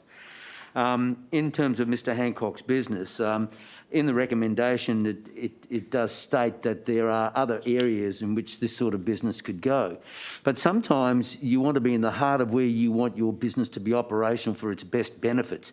And sometimes alternatives don't really work out. So I think in his case, he's chosen this, but it would have been better, I guess, if the use was cleared up in the early days. But I'm certainly happy with the additional use at this point in time, but I do want to make a point with regards to the new town planning schemes that we will be looking at, and I believe that administration should look at tidying up the discretionary uses so there's clarity in our scheme, and we can go forward and people know where they're going to go without having to come to council all the time and get things changed one way or another. But on this particular item, I'm quite happy to support this and possibly look at this building from an office perspective in Globo. So thank you, Madam Mayor. Thank you, Councillor Civic. Speakers against? Speakers for? Councillor Baker. Thank you, Madam Mayor. I'll be brief. I've done some research in respect of this matter, and I should add at the outset I endorse the comments of the Councillor Wright. What you're proposing, dear Councillors, just makes absolute common sense. But anyhow, I've done some research in relation to this property. It was strata titled back in 1995, so the then town planning scheme would have been in place. I know that the report refers to, I think, admin conducting an historical real estate marketing history. Of course, the issue isn't what the premises were marketed as being suitable for use as or permitted to be, or could be permitted to be for use for, but the issue is what the actual permitted use was. And back in 95, my recollection is that if a use was permitted, then the applicant did not need, or the owner did not need to apply for a formal planning consent as such. And that leads me to another issue. I'm not really satisfied in any event that the historical use of this premises for office use breaches the relevant town planning scheme at the time that use was permitted. It may well be that this is a case of a valid pre-existing non-conforming use, which has ensued since 1995, and as with other, how do I put it, applications for planning consent, as they were called back in those days, the documents have disappeared or been archived or water damaged through water entering the former storage facility that the city leased in Cudell, I think it was. So in any event, as I've said, this makes common sense. I still believe that the city should have conducted a thorough pre-existing non-conforming valid use search to determine what planning consents, etc., had been issued in respect to these premises since day one. I believe that each of the units within this strata plan should perhaps be have the uses changed to permit office use as a discretionary use in conjunction with the other existing permitted uses today. beyond that, once again, common sense. This is how the city can help small business get ahead. Common sense. That's all it needs, common sense. Thank you. Well done, Councillor Wright. Thank you, Councillor Baker. Speakers against? Could I just do a point of clarification as well? I forgot to Yes. mention. The actual amendment goes beyond just the actual business. It goes through the site, the strata site as well, because I know that was mentioned a couple of times. Thank you for that clarification, Councillor Wright. Speakers for? Councillor Rowe. Thanks, Mayor. And in addition to the questions I asked last week, I just want to make 2 extra observations. The first, as one of the ward councillors representing Wangara, I know Councillor Herridge wished she could have been here tonight to speak on this item and in support of the Hancocks, and I know the same would be for Councillor Nguyen as well. It's sort of separate but also connected. To Mr and Mrs Hancock, the deputation last week was fair, understanding and very respectful, and the phone call that you gave to, I'm assuming, a number of council members as well. So you have my respect and my support as well for this alternative. Good luck for your business. Thank you, Councillor Rowe. Speakers against? Speakers for? Councillor Treby. Thank you, Madam Mayor, and I congratulate Councillor Wright for his alternate recommendation. It was eloquently put and very well researched, so congratulations for that. I only have one comment to make, and I think it's probably fair to say that the Hancocks probably had no reason to believe it wasn't a conforming use because of the nature of the business. However, it does, and this is just a broad message to all who are seeking to start a business within anywhere, but certainly within Wangara, due diligence. Please doubly make sure that the office or the accommodation or the building or the planning suits the business you're looking at taking. I just wanted to underline that, not in this circumstance, because I think it's probably quite reasonable that there would have been an assumption that it would have been in place, but I think for anybody in the future, just a little bit of due diligence, I think, would have averted some angst and anxiety. Thank you, Councillor Treby. Speakers against? Speakers for? Councillor Parker. Thank you, Madam Mayor. I support the amendment based on the fact that this area of Wangara has a long-established office use, and as administration itself has acknowledged, will have a negligible impact on the surrounding amenity and function of the area. I note and support the WAPC's concern with regards to the city's scheme needing a more strategic approach, and I do believe this amendment has addressed that concern. Once submitted to the WAPC and EPA for their consideration, I look forward to the amendment number 203 to District Planning Scheme number 2 coming to fruition and giving more clarification for others in the future. Thank you, Madam Mayor. Thank you, Councillor Parker. Speakers against? Speakers for? Councillor Coetzee. I have to say something. I actually called Councillor Miles last week to find out, is somebody doing something about this? Because something needs to be done. So then Councillor Miles told me that Councillor Wright is doing something, so thank you. I also would like to say thank you for your honesty, that you came forward and brought this forward, and I actually enjoyed the phone call I had with you as well. Best of luck with your business. Thank you. Thank you, Councillor Coetzee. Speakers against? Speakers for?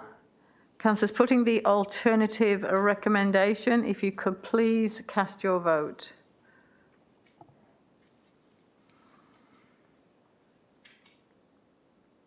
And that is unanimous. Thank you very much. Thank you, Councillor Wright. So you're very welcome to stay for the rest of the council meeting, but we fully understand if you want to leave.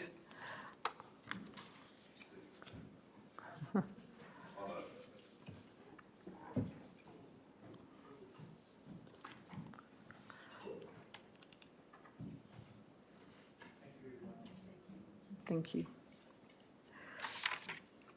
Okay, what was that? PSO2? PSO3 now? Yep. PSO3, can I please have a mover and seconder for PSO3? Thank you, Councillor Miles. Do I have a seconder? Thank you, Councillor Kitsia. Councillor Miles, you wish to speak to this item? Councillor Kitsia. Speakers for? Against? If you could please cast your vote.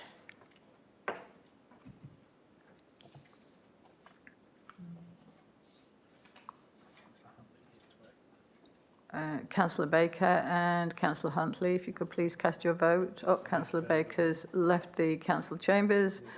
Well, that's carried, thank you. PSO4 we have done. Can I please have a mover and seconder for PSO5?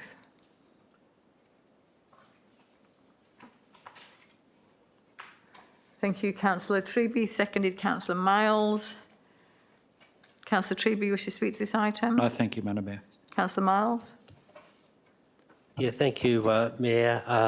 This item's come back to council. It was unfortunate because the Department of Environment have given our administration quite a hard time before they would allow this to go out for advertising. I was looking for the right word there. The proponent, unfortunately, has been waiting quite a bit of time before he's been able to proceed with this application. It has cost him quite a bit of money.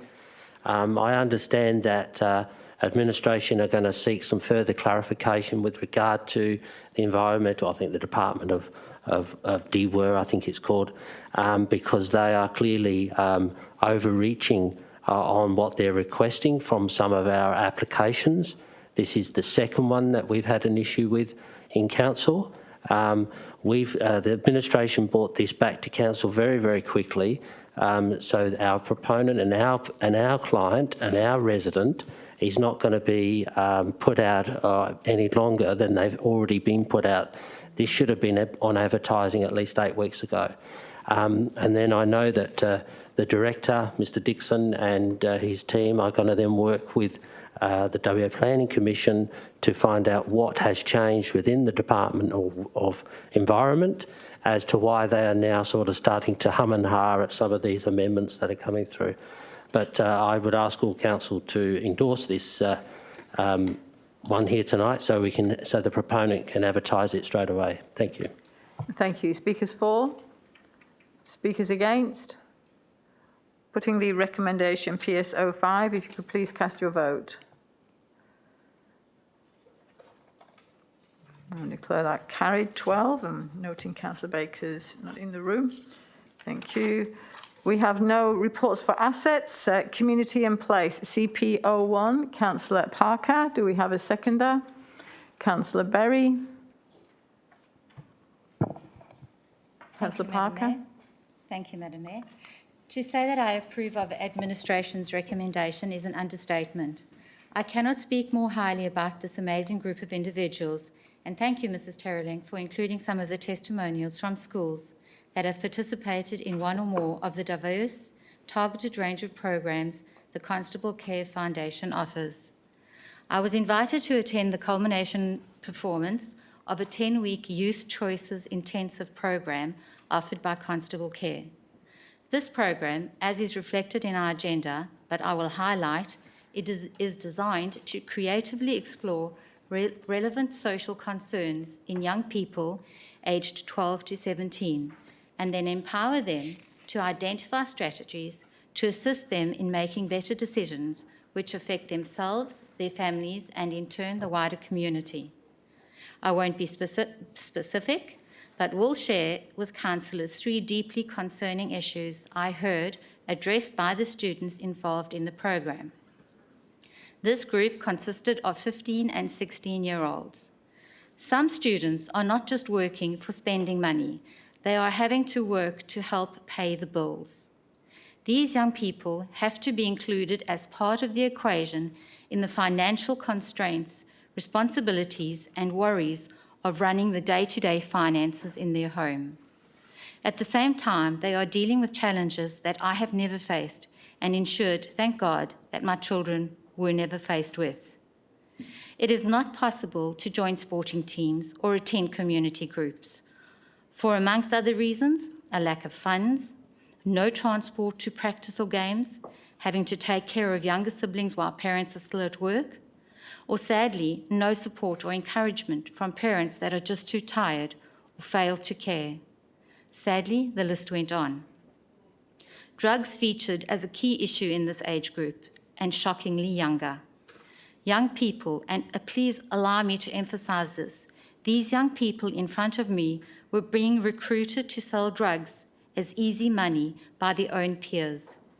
Frighteningly, this recruitment then develops into the addiction of those same young people, which is the intent. What a terrifying cycle. After the program concluded, I and 3 members of the city's community development group had the opportunity to speak to teachers from the school and members of the Constable Care program. Both myself and the team from the city were shocked to find out that this group was representative of 70% of the students at that school.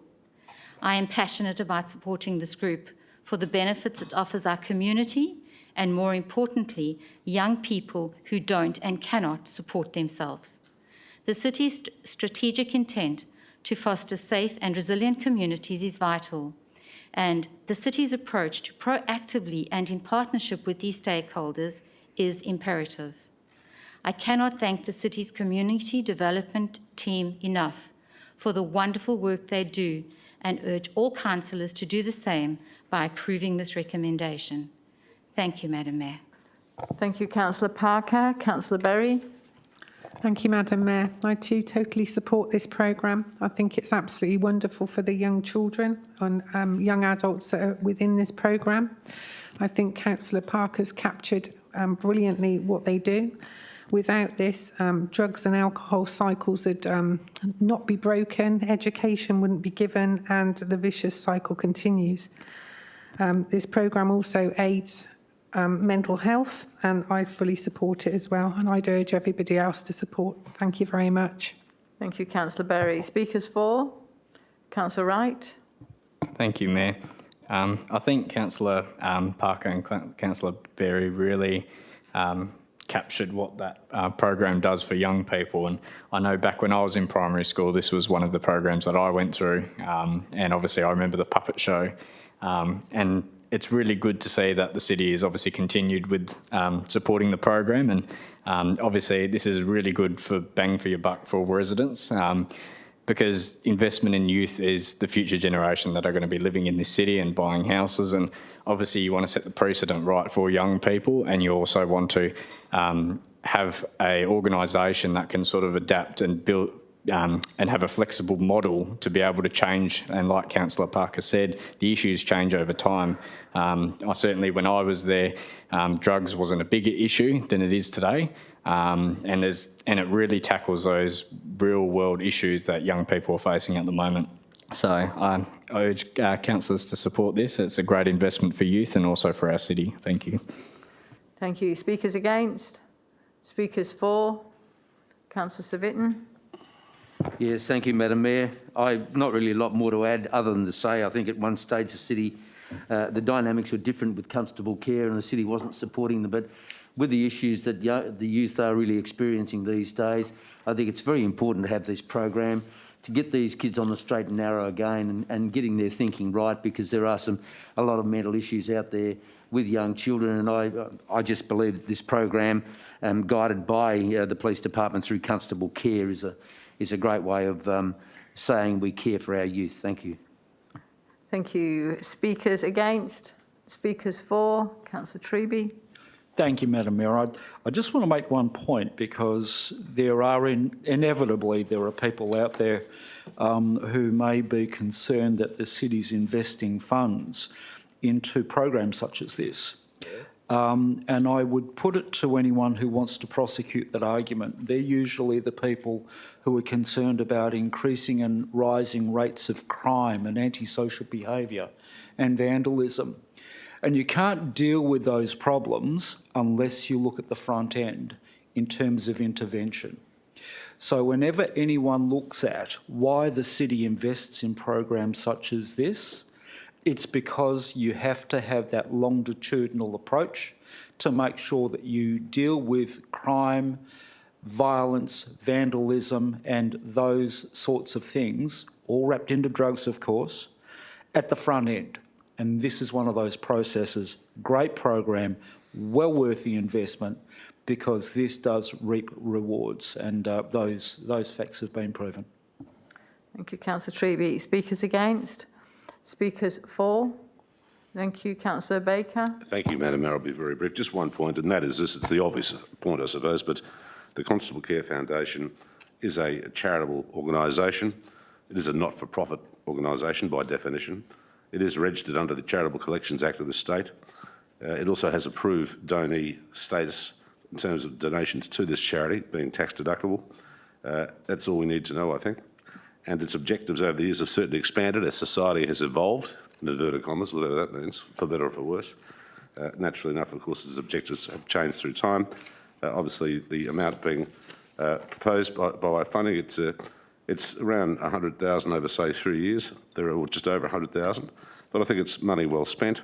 And it's generally speaking, I think it requires unanimous support, in my view, because of the objectives that it seeks to achieve. In this day and age, life is far more complicated for young people than it was back in the 60s and 70s. As I say, the 60s gave us our freedom, the 70s gave us absolute freedom and enjoyment of the freedom, and then the 80s onwards then started restricting freedoms again, but that's the way it is in this life cycle. You're a great charity, and yes, the recommendation, of course, is overwhelming merit. Thank you. Thank you. Speakers against? Speakers for? Councillor Rowe.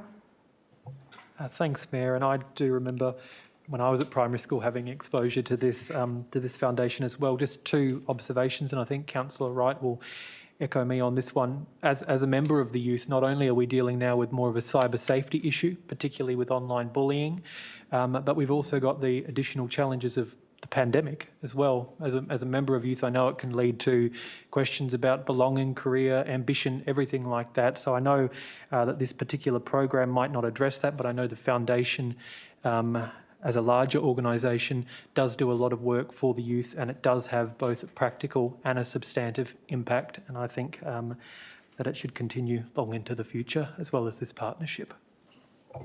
Thank you, Councillor Rowe. Speakers against? Speakers for? There is no speakers against, Councillor Parker, so you don't need to do the right of reply. So councillors are putting the recommendation CP01. If you could please cast your vote. That's carried unanimously. Thank you. Moving on to Corporate Strategy and Performance, CS01. Can I please have a mover and seconder for CS01? Thank you, Councillor Baker. Thank you, Councillor Civic. Wish to speak to this item? No. Speakers against? No. Putting the recommendation CS01, if you could please cast your vote. Declare that carried unanimously. Thank you. CS02, can I please have a mover for CS02? Thank you, Councillor Rowe. Do I have a seconder? Thank you, Councillor Berry. Councillor Rowe, you wish to speak to this item? Councillor Berry? You do, thank you. Thank you, Mayor. I just want to thank administration because I realise the warrant of payments attracts many, many questions. And I'd just like to thank Nolene and her team for giving us additional information and providing it in such a timely manner. Thank you. Thank you, Councillor Berry. The speakers against? Question, Madam Mayor? Just for the heck of it. Sorry, I have a question. Sorry, Madam Mayor. Councillor Baker. Yes, it relates to the Cat Haven. The entry is on page 195 of the agenda. It's item number 2214, Cat Welfare Society Incorporated, $6,627.50. At the briefing session, I asked a question as to what was the duration of the funding, how is it comprised, etc.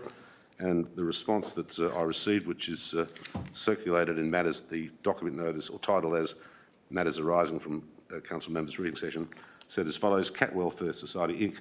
The payment covers a 3-month period from December 2021 to February 2022 and relates to 52 cats that were held from between 3 to 7 days at the Cat Haven.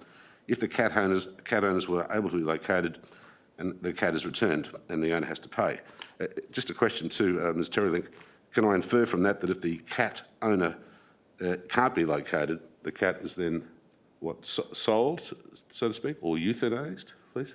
Thank you, Councillor Baker. Mrs Terrelink? Yes, through you, Madam Mayor. So what would happen there is that the cat is effectively donated to the Cat Haven and they make arrangements for rehoming. It would only be if the cat was extremely sick or something like that that they may consider alternatives, but their policy is certainly to rehome. Thank you. Thank you. Thank you. Speakers against? Speakers for? Councillor Baker? Thanks. I'll be very brief, Madam Mayor. Yes, in relation to organisations of this kind, they do perform a very important role, believe it or not, for elderly members of the community. And I remember when my late mother accessed... Sorry, Councillor Baker, we're actually speaking about the warrant of payments. Yes, well, I'm speaking in support of the motion that the warrant of payments be adopted. And So I'm you're speaking about a singling that specific... particular item out just to make comment? I beg your pardon? You're singling that item out just to make comment for the warrant of payments? Well, I'm speaking in support of the warrant of payments, but in particular, this particular item, which has considerable merit. I'm explaining why, amongst other things, I will be voting in support of the acceptance of the warrants of payments. I can speak more generally if you like, but I'm speaking specifically regarding this Thank item. you. If that's not permitted, Madam Mayor, so be it. No, if you specifically wish to speak about that, it's unusual, but I'm happy to allow. Oh, thanks. I'll be very brief. Anyhow, as Ms Terrelink said, the cats that aren't returned to their true and rightful owner, in many cases it's difficult to prove who owns them, of course, particularly if they're not registered. In terms of those that aren't, they are in effect surrendered to the Cat Welfare Society Inc., and they can actually be rehomed to prospective cat owners who are interested in acquiring cats. I shouldn't use that term, but my understanding is that there's no such thing as a free cat when you purchase it from a Cat Welfare Society. My own family experienced this issue many years ago when their then last cat passed away. It was necessary to purchase, or I should say, that's a terrible term, acquire, so to speak, another substitute cat. I know that my father was quite flat following the death of his then last cat, and my mother set me off on, in the car to go and find the Welfare Society and to acquire a cat. And it wasn't a simple process. Anyhow, to cut a long story short, it was portrayed as being a case where the cat would be given away free or freely with no charge. But with all the add-ons, I think it cost me what, $300 and something to acquire this cat and take it home. And I'm not being critical of the fee that was charged, obviously, then it's not the purchase price for the sale of a cat. It's more a case where that fee is used as a contribution towards the care of the cat and also, where appropriate, veterinary fees and also inoculations and the like. So, yes, it's a very worthy cause. Cats, of course, are, well, they are, well, not a man's best friend, but a man's second best friend, I think it's fair to say. And yes, so a very worthy payment and worthy sponsorship of this important local organisation. Thank you. Thank you, Councillor Baker. Are there any further speakers for the warrant of payments? Speakers against? I'm putting the recommendation CSO2, warrant of payments. If you could please cast your votes. Thank you. Declare that carried unanimously. CSO3, can I please have a mover and seconder for CSO3? Thank you, Councillor Rowe. Thank you, Councillor Treby. Councillor Rowe, you wish to speak to this item? No, thanks, Mayor. Councillor Treby? No, thank you, Madam Mayor. Speakers for? Speakers against? Putting recommendation CSO3, if you could please cast your vote. I declare that carried unanimously. Thank you. CSO4 we have done. CSO5, turning to page 259. So we're looking for a delegate to the Heritage Service Advisory Group. And I believe we've got two nominations, Councillor Parker and Councillor Wright. Are there any further nominations? No? Right, so it says in the report on page 260, under comment, that Council is requested to consider the appointment of a council member delegate as detailed in the report. Where there are more nominations than the available vacancy for representation, a vote by a show of hands will be conducted. So I'm going to, so obviously we only can vote once. So I'm going to, we've got the two nominations. The first one that's appearing on my list is Councillor Glynis Parker. Can I please have a show of hands for Councillor Parker to be the delegate? Show of hands, it's indicated in the report.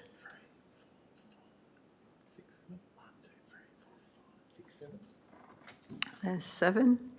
Okay, and if I can have a show of hands for Councillor Wright.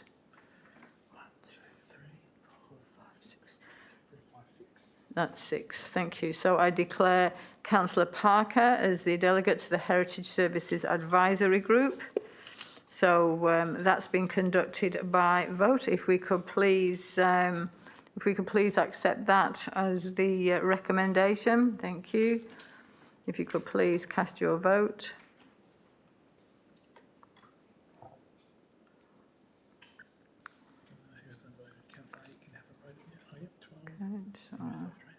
Oh, missed. That's carried unanimously. Thank you, councillors.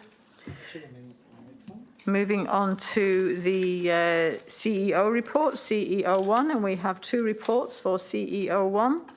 So the first amendment we have is moved Councillor Miles, and Councillor Miles, you have a seconder.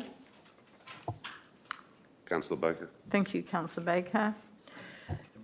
Okay, and then we have the other amendment to get these on the table before you do the substantive. So Councillor Sangali, do you have a seconder? Councillor Parker, thank you. So we have the CEO1, which now has 2 amendments. Can I please have a mover and seconder for the substantive recommendation? Okay, thank you, Councillor Treby. And Councillor Civic. Councillor Treby, you wish to speak to this item? I reserve my right. Thank you. Councillor Civic. Same, Madam Mayor, thank you. Thank you. That's been moved and seconded. So we have the 2 amendments. The first one, Councillor Miles. So Councillor Miles, if you would like to speak to your amendment. Yeah, thank you, Mayor, councillors. There was 2 items that I spoke on last week. One was the oddity of the regulation and the Act that allows any human being within the world to be able to put a complaint in against a councillor. And whilst we're unable to make any changes to that, part of the because it's a regulation and it's a law in the Act. What I did ask administration, if it was possible, was just to broaden out the wording that anybody that puts in a complaint understands that they obviously need to be doing that in good faith. It's just about adding not just a councillor who puts a complaint in against another councillor, which was there to say as in good faith. This is going to add that any complaint understands that they have to access it in good faith. And, that is probably more self-explanatory, just to tidy that component up. The second part of my amendment was what I spoke about last week, requesting that the CEO write to Walga Direct and ask Walga to seek some senior legal counsel to the legalities of the Act, whether it is valid, and it does provide by, as my note is saying, that it actually does have equal fairness and natural justice. Natural justice does fail in this one because, as we know, that when an item comes to council, and council decides one way or another, there is no right of appeal. And it doesn't matter whether it's a small issue or a large issue that comes to council. As a natural justice, we know that everybody has a right at some point to appeal a decision that may be made against them. So I don't want this council to expend large funds of money for a senior council to have a look at those legalities, but the suggestion was for our CEO to write to Walga and get Walga to do it on behalf of all of the local councils within the state, because they're all struggling with this as well. They're all getting some very hefty costs incurred because of the investigations that are being done.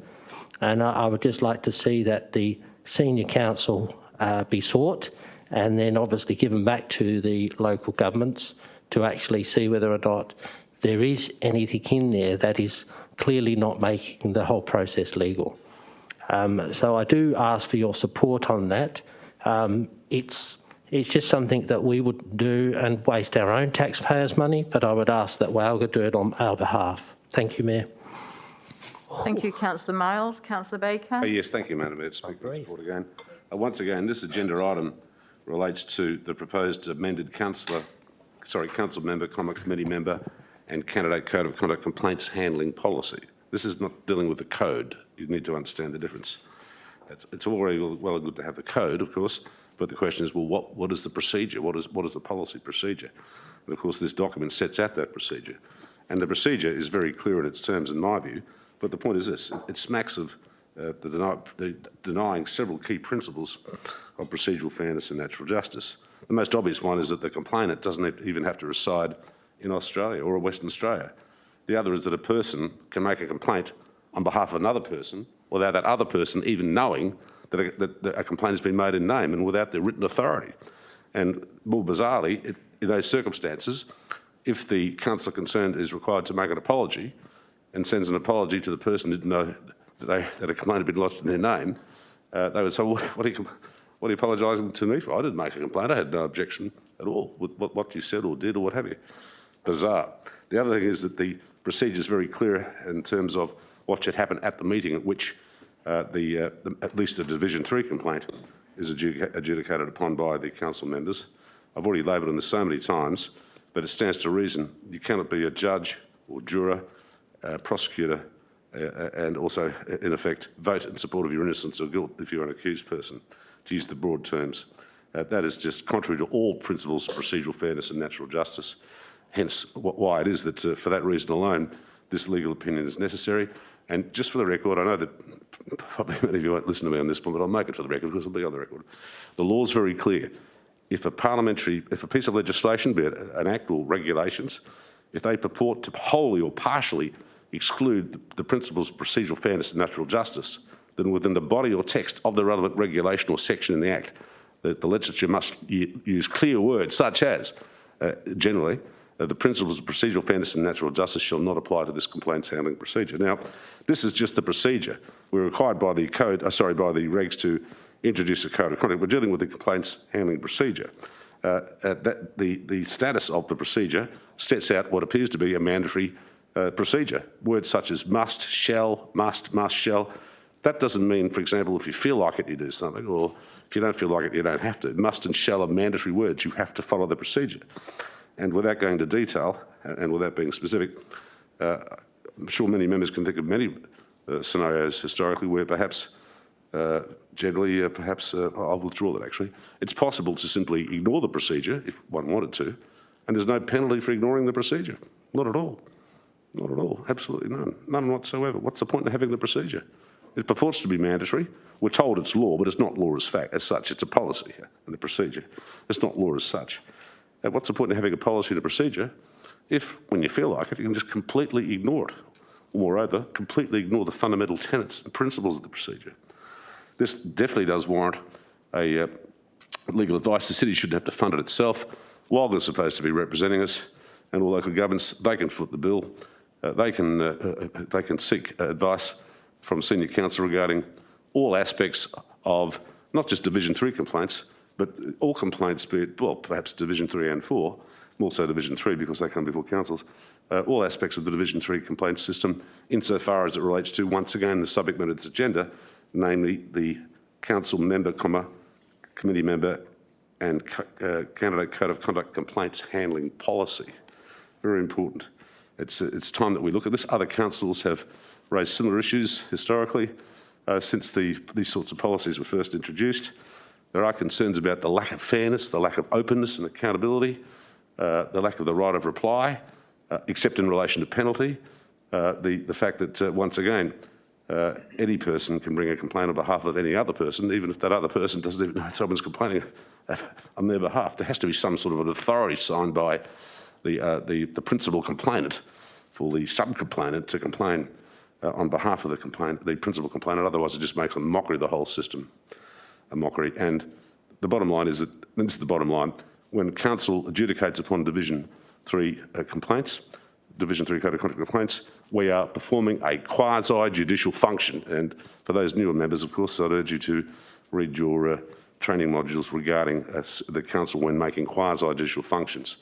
And as the name indicates, when making a quasi-judicial function, you should afford any person who's likely to be affected by the outcome of that function or the decision following the outcome of that function, you're required to accord the principles of procedural fairness and natural justice. And as we're told repeatedly in many instances as well, we should also adhere to the State Ombudsman's guidelines for adjudicating upon complaints in respect of state government departments and agencies. So I think it is high time for Walga to step in our shoes and do this on our behalf and behalf of all the councils in Western Australia, so that we can get council's advice, definitive advice, which advice Walga can then refer to the Minister of Local Government to then, if you like, amend any relevant regulations that need to be amended, and that's argument itself, to ensure that that Division 3 complaints are adjudicated upon in a fair, just and equitable manner.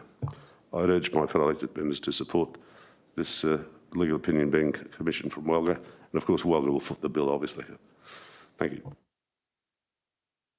Thank you. I have a question for Mrs. Jennings.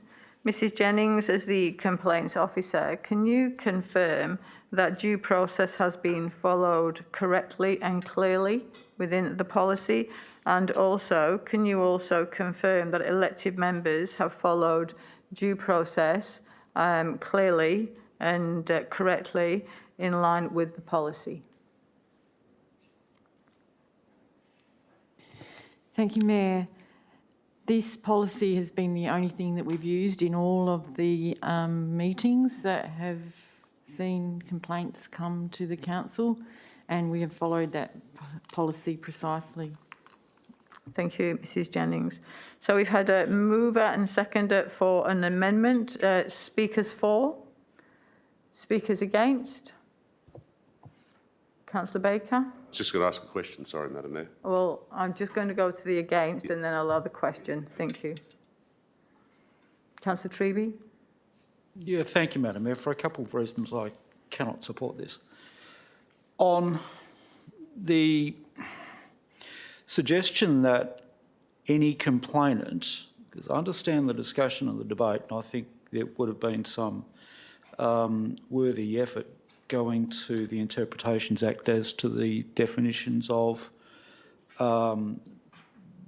persons, either individuals or multiple, and then extrapolating that. I think the Interpretations Act would have dealt with that equally. So two things. Number one, I think anyone who would make a complaint would have to have a material standing in the matter itself, firstly. And then secondly, I don't think there's a capacity for the city to compel a complainant to lodge a complaint in good faith and for a proper purpose. They're duties that are owed by certainly elected members, and I absolutely understand that and certainly support that. But you cannot compel anybody in a legal sense to ensure that they act in good faith and for a proper purpose. I don't know how we would have legal capacity to do that. But firstly, and secondly, the second recommendation speaks about petitioning Walga and spending their money to seek formal legal advice from senior counsel as to the validity of Division 3 provisions.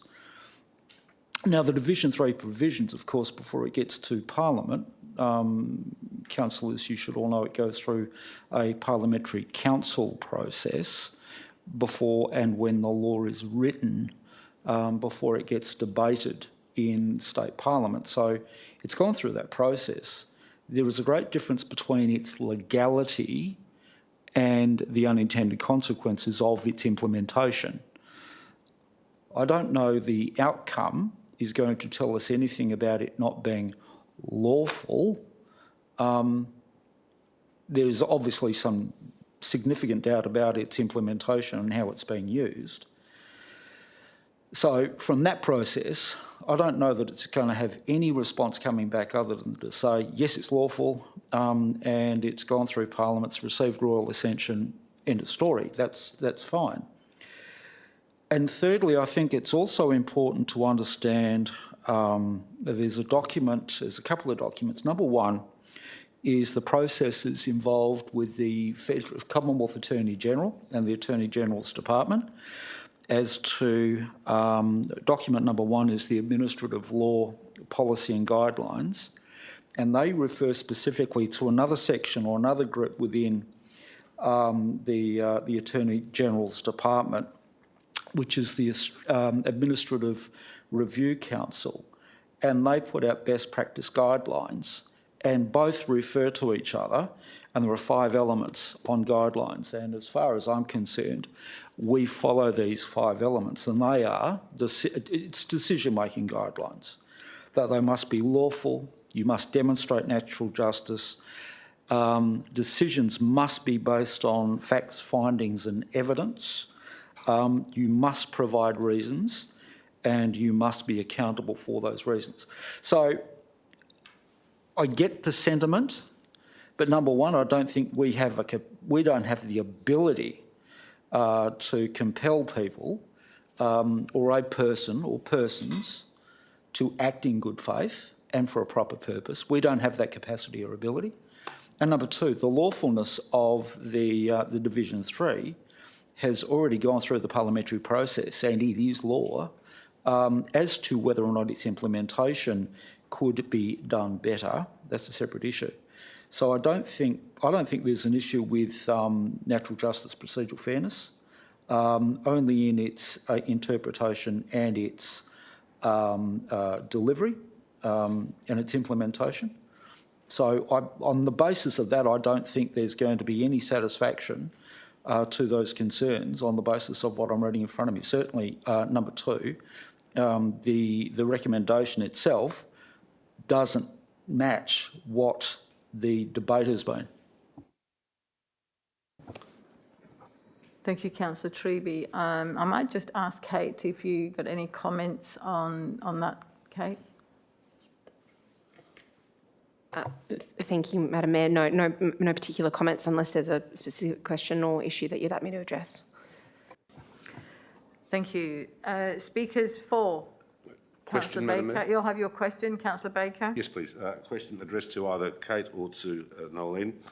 Are either of you aware that many laws that have been passed by state and federal parliaments and vetted beforehand by their respective parliamentary councils, in many instances it's going to be a team of 5 laws, that many laws have been held as being ultra vires by courts of superior jurisdiction, such as the Supreme Court, Full Court of Supreme Court WA, Full Court of the Federal Court and the High Court of Australia. In other words, just because a piece of legislation has been vetted by Parliamentary Council doesn't mean that it is watertight and valid. And number two, are you aware that the complaints handling policy itself is not been vetted by Parliamentary Council or by either house of our state parliament, please? Point of order. A point of clarification, please, Madam Mayor. Yes, point of clarification, Councillor Treby. Point of clarification. It's very difficult for me to respond to that because there's been a general comment following up and in a very broad sense talking about some amorphous laws that have held to be ultra vires without providing any evidence or any circumstance or any particular law as evidence to back that comment up. Thank you for that clarification, Councillor Treby. And Kate, in relation to the question. Thank you. Through you, Madam Mayor. Look, I am aware that from time to time laws may be found to be ultra vires. This policy is intended to facilitate a procedure, a transparent procedure that's capable of being reviewed by this council on a periodic basis to align with the expectations of as outlined in both the regulations, the guidelines that support those regulations, and information from the Department of Local Government. I don't really have much more to comment there unless I've missed a relevant part of Councillor Baker's question. Thank you. Speakers for? Speakers against? Okay, so councillors, we've got Councillor Miles in moving the amendment. You wish to have a right of reply? Yeah, thank you, Mayor. Just a couple of points, councillors. The wording of acting in good faith and proper is already in our policy. The only part of the item 1 that I'm wanting us to change is the fact that any complainant understands that when they access the policy that they act in a good faith and proper purpose. Now, we are not a prosecution agency anyway. We do not investigate a complaint. We ask people, whether you're a councillor only in this case, that a complaint is done in good faith and proper purpose.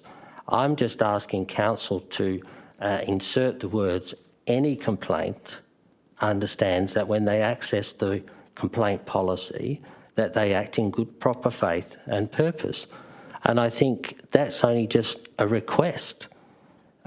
We can only ask people to act in good faith and proper purpose. No other person that's acting in putting in any other complaint can be prosecuted if it's a malicious complaint anyway. It's just fact. I mean, you can have somebody put in a complaint every week if you wish, because somebody doesn't like the way you talk or somebody doesn't like the way you look. But that doesn't mean to say that we can take that complaint and say, oh, well, we're not going to deal with it because we don't think that you're doing anything good faith and proper purpose. But I would like to just insert it, councillors, so people, when they read that, they understand that we want them to act in good faith and proper purpose. Now, moving on to the second item, it is just asking our CEO to write on behalf of us to WALGA, who is our peak body, governing body as a local council, to seek some senior legal advice on whether or not the provisions of Division 3 have all that is proper for local governments. That's all it is. They will seek the advice and they will come back that there is nothing there. It's nothing more than that. I don't want our council to be expending the funds on behalf of ratepayers on this issue. And there are, the Parliamentary Council that write legislation are excellent people. I know some of them, but mistakes happen. Members of Parliament insert things into acts that are not correct, and they sometimes still go all the way through to the gatekeeper, and regulations get made. That's why we have a court system to back up us, the people, against Parliament. And that's why I would like to seek your approval to write on behalf, or the CEO to write on behalf to WALGA, asking for some legal advice with and around the validity of Division 3 and its provisions. Thank you very much. Thank you, Councillor Miles. And if we have this item up on the screen, this amendment, bearing in mind we have got another amendment. This is the first amendment. Okay, if I could please ask you to cast your vote.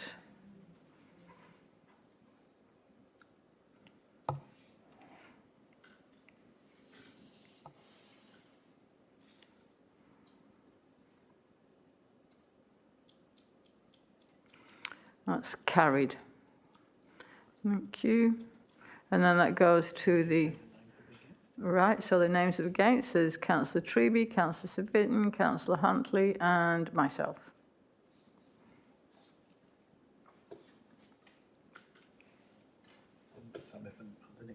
And then next amendment. The next amendment is Councillor Sangali, and seconded Councillor Parker. So Councillor Sangali. Thank you, Madam Mayor. Mine is a very simple one. It's just to add into the actual complaints handling policy as it is, that under 5.11, the city will maintain a confidential register of the complaints lodged under the code. The reason that I have asked for that to be included is because I feel that if it doesn't remain confidential, as the report is, as the meeting is, all of that is confidential. But if we have a register at the end, it might actually preclude members of the community from wanting to actually pursue a complaint in the first place if they think that their name is actually going to be attached to some sort of complaint and then it's becoming public material. Thank you, Councillor Sangali. Councillor Parker. Thank you, Madam Mayor. Happy to second. And thank you, Councillor Sangali, for the amendment. Absolutely support confidentiality for both the cities and complainant safety and security. Thanks, Madam Mayor. Thank you, Councillor Parker. Speakers fall. Yes, Councillor Wright. I just got a question, if that's okay. Yes, Councillor Wright. Just in regards to confidentiality, if a member of public decides to talk about a complaint, then what are the actions, I guess, for council, because then that confidentiality is breached. So what happens then for the councillor that is in question if a member of the public lodges a complaint and that is released, I guess? Kate?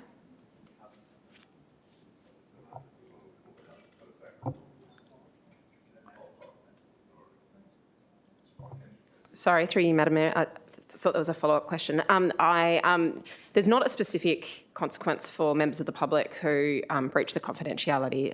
They're made aware, so complainants and all parties to the policy are made aware of their confidentiality obligations. Obviously, once they go behind closed doors, there's different confidentiality obligations for elected members. In terms of pursuing a breach of that confidence, it's not something contemplated in the policy or the regulations. Okay. And it's largely because of the level of the nature and intent of the complaints, but Thank you. Question, Madam Mayor? Yes, Councillor Baker. To Kate. Kate, in that hypothetical factual scenario referred to a few minutes ago, if a member of the public fully discloses in its entirety a copy of a confidential complaint, which has been accepted by the complaints officer, now then I assume that the complaint will have to be, first of all, accepted, of course, before it attacks confidentiality. If that person then discloses that to the public, and that becomes the subject of, for example, a newspaper article circulated in an additional West Australian newspaper, won't the confidentiality of that complaint have therefore been lost because the issue would have been in the public domain, and hence confidentiality would no longer apply, even though we could still pretend it's confidential? The legal truth is that it would not be confidential because it's in the public domain and is therefore not by definition confidential, please. What's your answer to that question, please? thank you. Through you, Madam Mayor. I guess that's a hypothetical that I haven't turned my mind to. I can't really answer that in the context. It would depend on the situation. Thank you, Kate. Another question, Madam Mayor? Yes, Councillor Baker. I'm not sure whether to address this to Councillor Sangali or to Nolene or Kate, but I understand where Councillor Sangali is coming from. But the question is this: in terms of the register of complaints, given that the city's complaints officer, in the first instance, accepts complaints by way of Division 3 complaints and Division 4 complaints, is it intended that both categories of complaints will be entered into the register and remain confidential, particularly in circumstances where some Division 4 complaints are appealed against or a review sought against the panel's findings, and they go to the SAT, and hence they become the public. So yeah, so that would override the confidentiality. But yeah, I've no objections at all to what's been proposed here. But I'm coming up with some situations where it won't work. In other words, the confidentiality will be lost. But yeah, I support this motion, and you can treat that as Thank you. I'll take that as a speaking in favour. Thank you, Councillor Baker. Speakers against?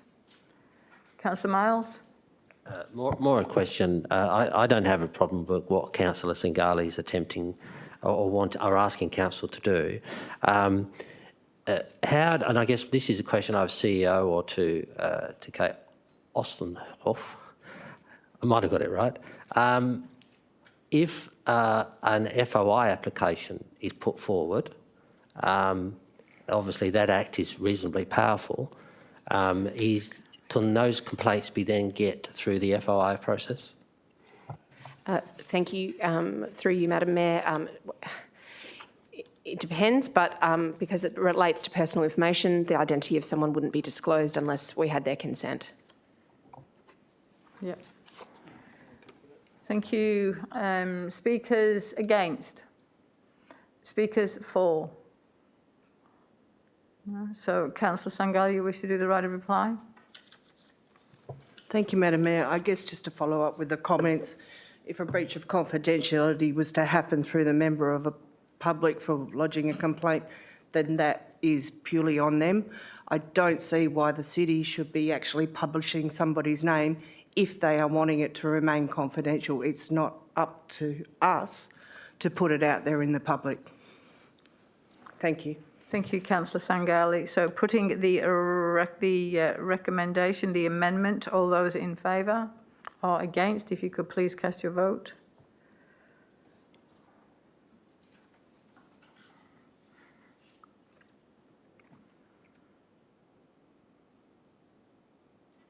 That's carried unanimously. Thank you. So moving through to this substantive report, which has been amended with the 2 amendments. That was originally moved by Councillor Treby, seconded by Councillor Civic. So putting the amended complaint handling policy, if I could please ask you to cast your votes.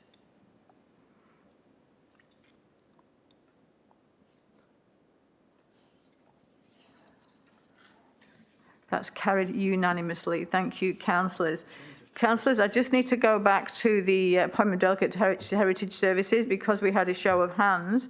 And obviously now we're with the electronic voting. I had made a note that the mover was Councillor Treby and second Councillor Sangali because another hands went up. Just checking that is that correct? Yes, thank you. So I just wanted to double clarify that, Councillor Sangali, that was the delegate to Heritage Services because we had hands up. So thank you. We'll adjust that for the record. Moving through to CEO2, the Draft Economic Development Strategy. I'm certainly happy to move this and seconded by Councillor Treby. The Draft Economic Development Strategy 2022-2032, which is 10 years ahead. One of the things that Mr. Steve Marmion and his team can most certainly always be relied upon is to deliver good quality documentation which provides good information. This has also been through to the BTAG, Business and Tourism Advisory Group, as a group of people on that advisory group that are very informed and have helped put this together. This document will now be submitted for public consultation for a period of 28 days. We are sophisticated in our approach for economic development with the City of Wanneroo. We are in very good hands with our team. And I would like to say a very big thank you to Mr. Steve Marmion and your team for what you do and the due diligence and understanding of who we are as an organisation with our challenges and our opportunities. So if you could please convey our thanks to your team and obviously yourself, and we look forward to the consultation. It comes back in 28 days. Thank you. Councillor Treby. Just briefly, adding to your comments, Madam Mayor, the opportunities for Wanneroo in the future, both the near term and the long term, are very, very fertile. We will be housing and be home to the technologies of the future. And Steve, if I'm getting this correctly, I think it's the automation and robotics facility. I don't want to go and get labelled on the other word that I was using. But certainly congratulations to the team, Mr. Marmion. But this does set down a guide, a plan for the future to roll out in Wanneroo, and they will be technologies of the future. And having a plan that allows us to to lobby, to discuss, to present to the many decision makers, not only regionally or within the state, but certainly also nationally, gives us an opportunity to attract the funding and the investment that we could possibly see coming into Wanneroo. And further, I think with this sort of a document, there's an opportunity to attract international investment. Madam Mayor, absolutely submit this to Council and seek your support. Thank you very much, Councillor Treby. And I've just been provided with a document for a declaration of interest. So that's Councillor Wright, if you'd like to read your declaration of interest. Thank you. Thank you, Mayor. With regard to item CEO2-0422, Draft Economic Development Strategy 2022 to 2032, I disclose that I'm a fee-paying member for the Wanneroo Business Association, and as a consequence there may be a perception that my impartiality on the matter may be affected. I declare that I'll consider this matter on its merits and vote accordingly. May I also speak in favour of the item? Yes, absolutely, Councillor Wright. Thank you, Mayor. I wanted to congratulate Mr Marmion's team for the tremendous work they have done in the economic development and tourism space. This report was done in-house using minimal resources and is a fantastic result for other departments within the city to follow suit, saving lots of costs for the ratepayer. As Deputy Chair of the Business and Tourism Advisory Group, I know this report accurately represents the interests of businesses and future opportunities that the City of Wanneroo have within the region. It is great to see the city think outside the box, and for me, some of the highlights, which I strongly advocated for, were including an agricultural tourism precinct in North Wanneroo, which will support our farmers, provide educational opportunities for people to learn about the City of Wanneroo roots and history, and also around the agriculture sector, and provide a niche market for tourism in WA. The second point is the Nearbutt Waste Precinct, and is an area that I've grown an interest in starting council, and obviously having a facility that would save our rubbish trucks from driving to Bibra Lake, and also using other facilities is a bonus and a more sustainable option. And the third and last point is, now that this is a massive one for me, but expanding accommodation offerings in investment in the city citywide to bring hotels, ecotourism offerings, caravan parks, resorts and other unique accommodations to complete the tourism cycle of stay, eat and play and work, as we have the lowest accommodation offering of any local government in the state. Mayor and councillors, this is a document we can be proud of, and that will bring in more investment into our city and provide our residents and ratepayers more opportunities within our local region, with tourism at the forefront of what we do. Thank you. Thank you, Councillor Wright. Speakers against? Speakers for? Councillor Aitken. Thank you. First of all, I'd like to make a declaration with regard to item CE02-422, and I disclose that my husband and my business are members of the Wanneroo Business Association. As a consequence, there may be a perception that my impartiality on the matter may be affected, and I declare that I will consider this matter on its merits and vote accordingly. Steve, Mr Marmion, this is a fantastic report. Thank you so much for all of the effort that you and your team have put into it, and I'm very, very happy to support it, and thank you for bringing it to council. Thank you, Councillor Aitken. Speakers against? Speakers for? Councillor Parker and then Councillor Huntley. Thank you, Madam Mayor. Thank you to administration for the highly informative review and draft of the economic development strategy. Certainly, as pointed out, the city and world have experienced change and are having to rethink and adapt to a post-COVID world. Refocusing on the 6 key areas that are vital to the City of Wanneroo's future growth and sustainability has certainly been addressed in the strategy and absolutely fulfills the city's vision of a welcoming community connected through local opportunities. Well done, and to everyone concerned. Thank you, Madam Mayor. Thank you, Councillor Parker. Speakers against? And Councillor Huntley speaking for. Thank you, Madam Mayor. I also would like to make a declaration. I'm also a member of the Wanneroo Business Association, and as a consequence there may be a perception that my impartiality on the matter may be affected, and I'm also the chairman of the Business and Tourism Advisory Group, so there probably is actually a bit of a perception that I'm going to like this more than anything else. This is a fantastic document. This will take Wanneroo forward into the future and put hopefully our business and our tourism at the forefront of what we're going to be doing in the future. The economic development strategy is something that we can all be proud of, and this will bring jobs to Wanneroo. We can't grow cities if we don't have any jobs. And this certainly is the first phase of that. And for this to go out for public consultation, I do hope the public and the businesses will absolutely get behind this and bring us some comments, because without those comments and without that feedback, we can't go forward. It is so important that that we acknowledge the hard work that has gone into this, and also a document that has been produced in-house. This has been produced with our own stuff. We haven't sent this out for someone to do a glossy brochure or whatever. This has been produced in-house. It is really cost effective for the city, and I hope that we see so much more of this in the future. Well done, Steve and his team. Cannot congratulate you more. This document is a masterpiece. Thank you. Thank you, Councillor Huntley. Speakers against? Speakers for? Councillor Civic. Yes, thank you, Madam Mayor. Yeah, I like other speaking councillors for this. I'm pleased that we have this vision for 10 years. We are starting to set the roadmap for tourism and economic development. Most of the major infrastructure is being planned for the city. This is a great document. It shows that we are moving forward and we're on top of what we need to do to make this a thriving and certainly a city where hopefully people can get employment and enjoy their lives. So I certainly would like to thank Mr Marmy and his team for this preparation of this document, and well done. Thank you, Councillor Civic. Speakers against?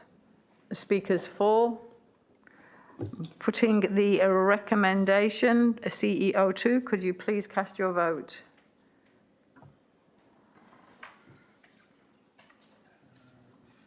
That's carried unanimously. Thank you. Moving on to item 9, motions on notice. MN01, Councillor Baker, restricted recreational beach fishing near surf life-saving activities.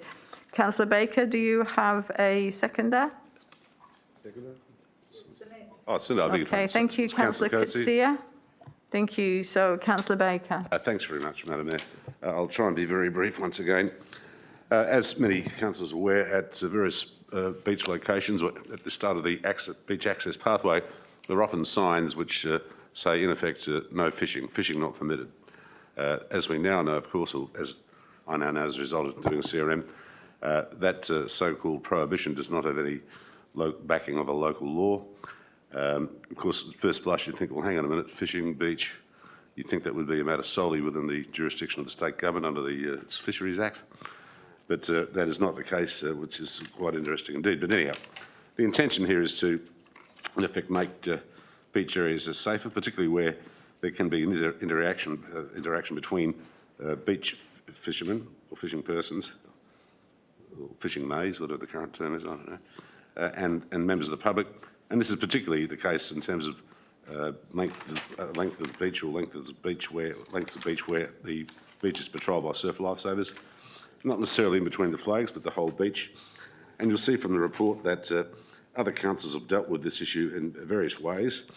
For example, Cottesloe, Mandurah and Bunbury and Busselton have gone quite far, actually, and they can actually ban, or they do purport to ban, with the backing of local laws, fishing in an area set aside as a designated bathing area. And of course, that bathing area may or may not necessarily be, if you like, patrolled by surf lifesavers, either during the surf lifesaving season, which is essentially summer, or outside this season, of course, which is essentially winter.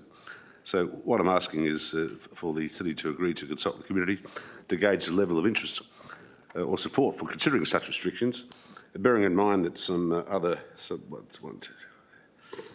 15 metro councils have done likewise and have introduced various types of laws prohibiting beach fishing. More interestingly, for example, Fremantle is in the process of prohibiting the fishing for sharks, and as I understand it, that is not just beach fishing for sharks, but within 200 metres of the beach.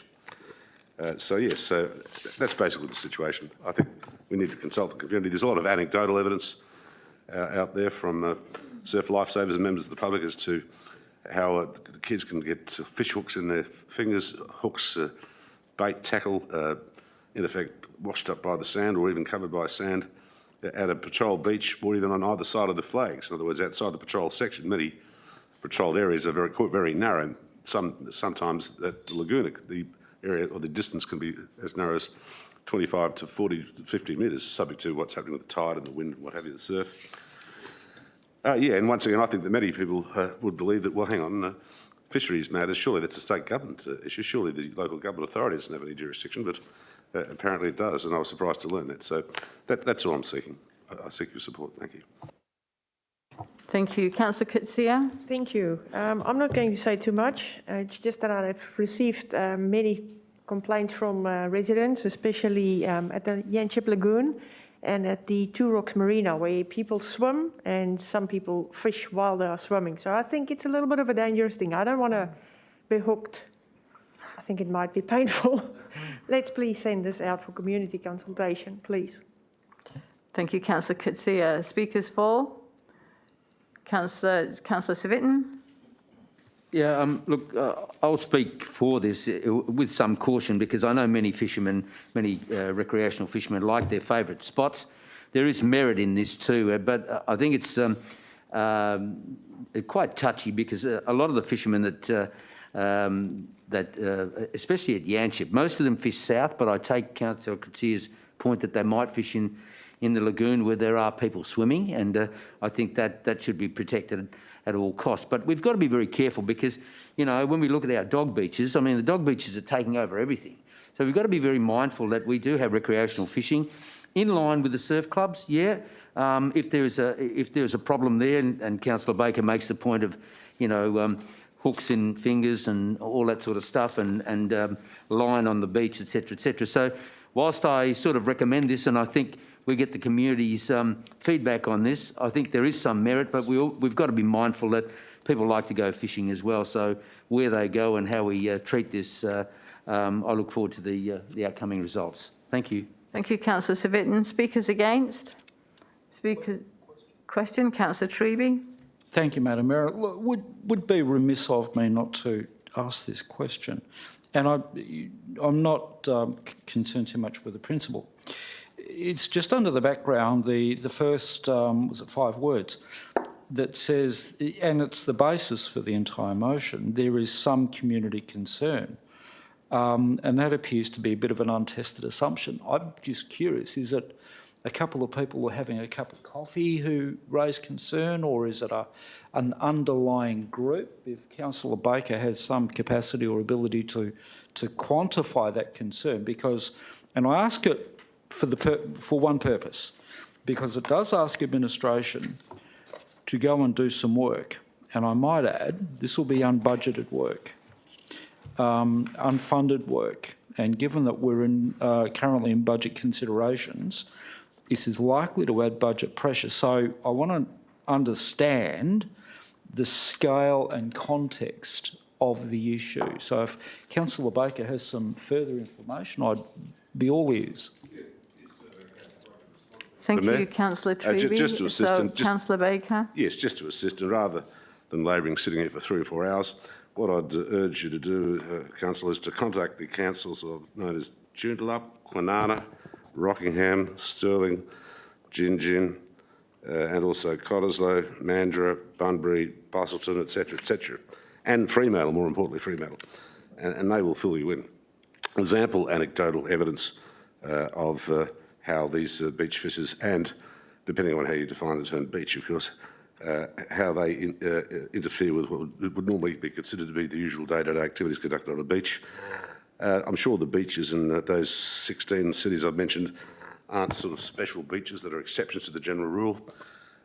Beaches do attract beach fishers, but it's a matter of seeing where it's appropriate for them to fish and the manner in which they fish. And in a nutshell, we need to protect certainly all beach users, but those particularly young children, etc., who can be harmed by irresponsible beach fishermen or fishing persons, whatever the technical PC term is nowadays. So, yeah, there's the answer. Just ring the councils and they'll probably tell you. And I can quote many examples of where kids have had, I mentioned hooks in the finger, hooks in the legs, goodness me, hit on the head with sinkers, being used by fishermen on large surf rods.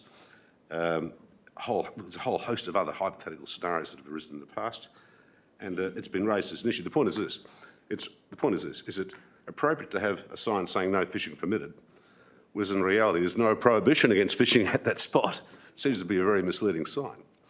And once again, don't believe my view that there's a need for this community consultation. Think of the other 16 councils who've done exactly the same thing. I think it's important that we get up to speed, so to speak, with what's happening in the community and addressing these issues. Thank you. Thank you. Councillor Treby, have a follow-up question? Yes, I do, Madam Mayor, and with respect, I understand what Councillor Baker's saying. So I've heard hypotheticals, and I've heard go and have a chat to some other local councils. And I get that and I understand that, but of course we're talking about local context, and we're talking about costs that are going to be borne by the city's ratepayers. So I want to understand what is the local community concern, not other local governments. I'm asking this of Councillor Baker. What are the, where's the evidence of that concern?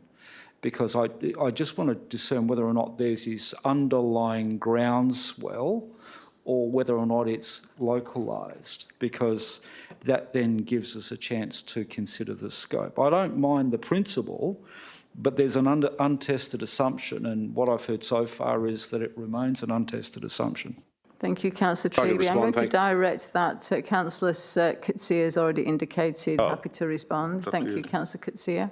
Thank you. A follow-up on mine as well. I didn't think I had to give that much detail as well, but I do snorkel a lot at the Yanship Lagoon as well, and there is a lot of fishing hooks and lines at the bottom there. I think it was about 3 or 5 people that have stopped me on the way to my car. They told me that I think it was their kids or themselves were hooked by fishing lines. I have also seen especially young ones fishing there, and I know that the Life Saving Club actually approached them and asked them not to fish there, to move closer to the, or away from the rock area.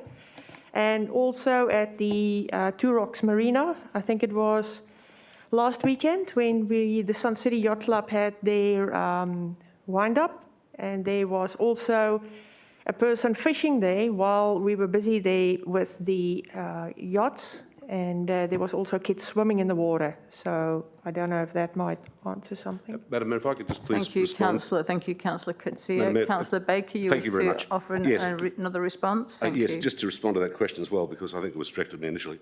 But the question is this, raised by the council. Where is the evidence of the level of concern that this is an issue in our local beaches? Where's the evidence of concern? Is there no concern? What about the fact the city pays for and installs no fishing signs along the beaches? The evidence comes from the city itself, the city's administration. There's the evidence. It's the evidence of your own council. Now, if you want those signs taken down, put up a motion, we'll take them down. And in any event, the actual recommendation is that we consult with the community to gauge the level of support, et cetera, for considering restrictions. We have signs which imply there are restrictions, but there ain't no restrictions. Those signs are fraudulent, they're false, deceptive and misleading. We don't have the laws to back up the signs, as opposed to the 16 other councils who do. So the evidence is your own council with respect, Mr. Councillor. Thank you, Councillor Baker. So, Councillor Treby. Oh, yes, Madam Mayor, I think that was, with respect, I think that was a tad more aggressive than I was expecting in way of an answer, but that's okay. But the feedback from both councillor, I'm just trying to reduce the scope because the feedback seems localised.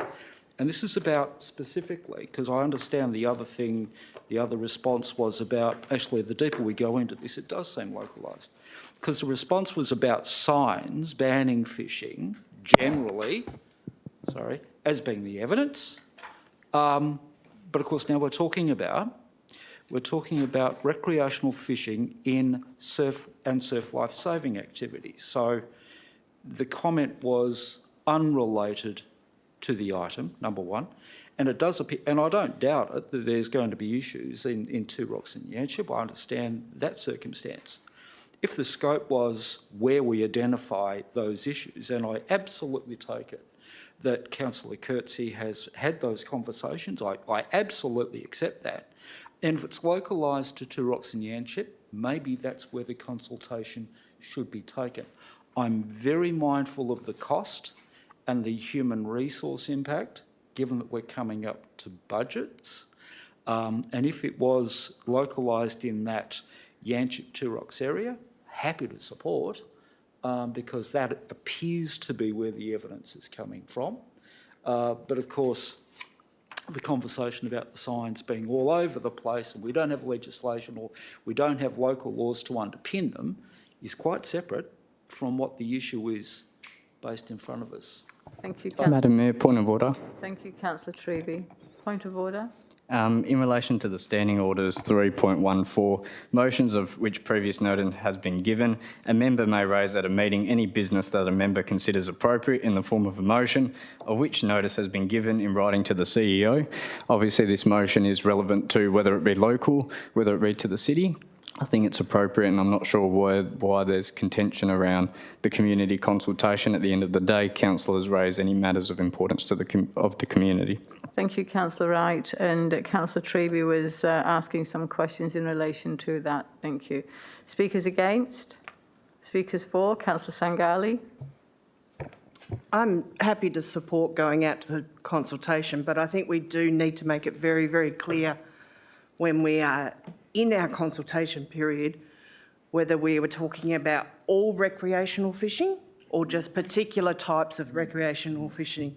And the reason I ask that is one type of recreational fishing that takes place at Yanchep Lagoon is abalone fishing, which is already severely restricted. So I think we would get a lot of pushback from a lot of people if we were to turn around and say, okay, you can't abalone fish anymore in Yanchep Lagoon. Yeah, and the only reason I bring it up is because I noted it down, you said not just between the flags, but along the area where a surf club may be. Councillor Baker, if you could just jot down and if you wish to respond when you have your right of reply. Similarly, just on the other side of the lagoon, a lot of people do drop cray pots. So again, you know, are we actually referring to them or are we only referring to a certain type of recreational fishing? So again, like I said, I'm happy to support going out for consultation, got absolutely no problem. But I think we need to be very, very clear in what it is that we're asking the community. Similarly enough, the other thing about surf lifesaving, and I 100% support having them having a free area, free of fishing, but we also have to acknowledge that surf club doesn't just occur from, you know, October through to March. They train over winter as well. And is that going to extend any fishing ban or anything like that? Will that extend through that period as well? Are we restricting that? So we need to look into that. The other thing is we also need to look at the effect that the extension of the Marmion Marine Park might have on fishing as well. Because if it does extend all the way to Two Rocks, one thing that gets taken out almost immediately is spearfishing. So that's already taken out. So we actually do need to look at this a lot more in depth. I don't think we can just go straight out to consultation. We actually need to do some deeper level research into what this will actually mean and the impact it's going to have on all types of recreational fishing. Thank you. Thank you. Councillor Coetzee. I just have a question. Will this be taken, can we take this to the forum first so that we can go through all of our questions first? I think, Councillor Coetzee, a procedural motion could actually be raised that this be referred to forum. So, Councillor Wright, you're happy to move the procedural motion, refer back to forum for Yep, certainly the concerns raised are valid discussion? as well. Thank you. And do you have a seconder for the procedural motion? Thank you, Councillor Civic.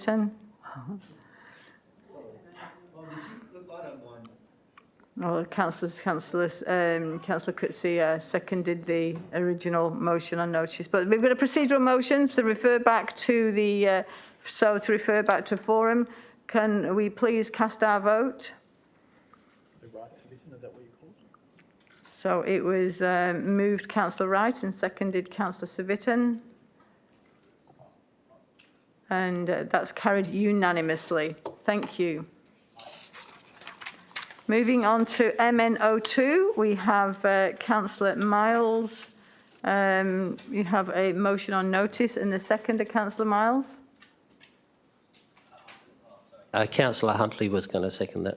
Councillor Huntley, right, thank you. Councillor Miles Would you like to speak to your procedural, to your motion on notice? Thank you. Look, thank you, Mayor and councillors. This one is actually to request administration do an assessment and bring it to a forum in September. And this has come to light because of in the ward that myself and Councillor Huntley and also the Central Ward councillors Civic and Wright, with all the new growth and new roads that are going to go in over the back, community expectation has changed considerably with respect to noise and the impact of road noise going past or near their properties.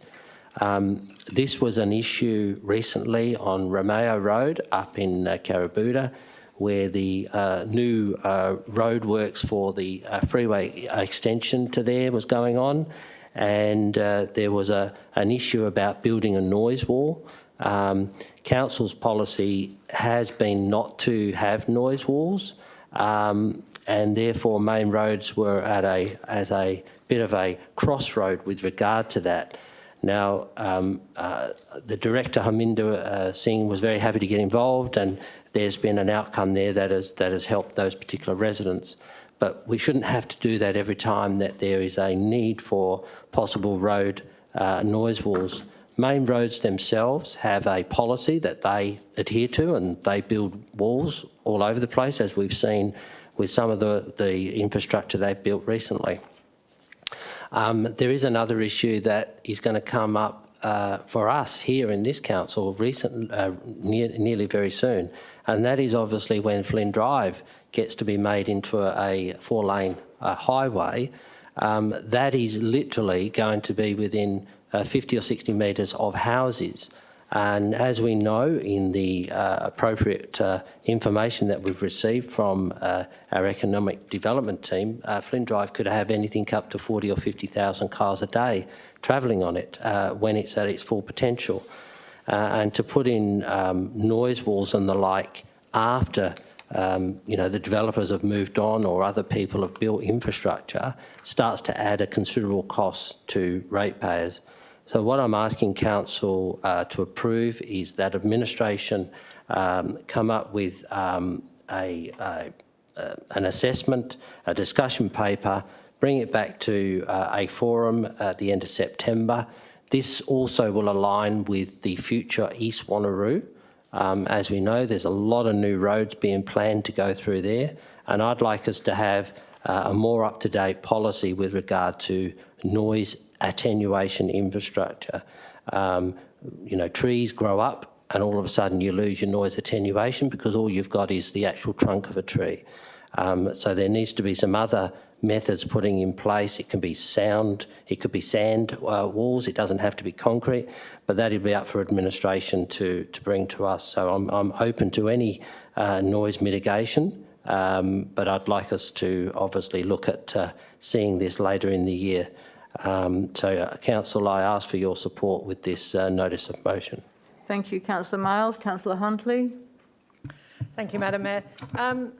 I looked at administration's comments this morning and thought, that's okay, until I live at the back of Franklin and Lenore Road, and on Franklin Road this afternoon, or this morning, a particular vehicle, large vehicle, was just sitting there idling, and the noise coming through from the road, so that's through two lots of streets, it was vibrating the ground underneath our house. It was amazing how much noise there was, and that road is getting busier and busier, and it's sort of, it probably wouldn't qualify for main roads to put a noise wall in there, but I think this is something that we're going to need to look at as we put these large roads in and we do get more and more traffic on them. We're going to have 150,000 people in East Wanneroo. We're going to need to look into either noise diversion or abatement type of infrastructure on the sides of these roads. Noise walls frightens me because I always think of a great big concrete structure straight at the back of your home. But there are other things that other countries have done, and I do think this needs to come really to us, and perhaps we should have a discussion on how we are going to deal with the noise, especially when we have very close, tight little networks of small areas of residential houses, and also our parks are getting smaller and smaller. So it really does affect, it's going to affect the livelihood, and it does affect the fact that you cannot get away from the traffic noise. So I think I'm happy to second this for Councillor Miles. I think it's something that we probably do need to look into. Thank you, Councillor Huntley. Speakers for? Councillor Civic first. Yeah, thank you, Madam Mayor. Look, I'm certainly in favour of supporting Councillor Miles on this. I mean, in the future, cars may be much, much quieter in terms of being electric, etc., but nevertheless, there'll be a lot of them. But there's nothing worse than seeing these concrete walls when you drive down Wanneroo Road and you see, you know, the brickwork alongside. It's abhorrent. It doesn't look good. But I certainly believe that we should be looking at our planning principles, and if these walls are required, then there's no choice. If the noise levels are there, I'm happy to bring this back to a forum or have administration look into it. But we certainly need to plan for this in the future. So I'm happy to support it. Thank you, Madam Mayor. Thank you, Councillor Civic. Speakers against? Speakers for? Councillor Treby. Thank you, Madam Mayor. Oh, look, I'm absolutely happy to support Councillor Miles on this matter.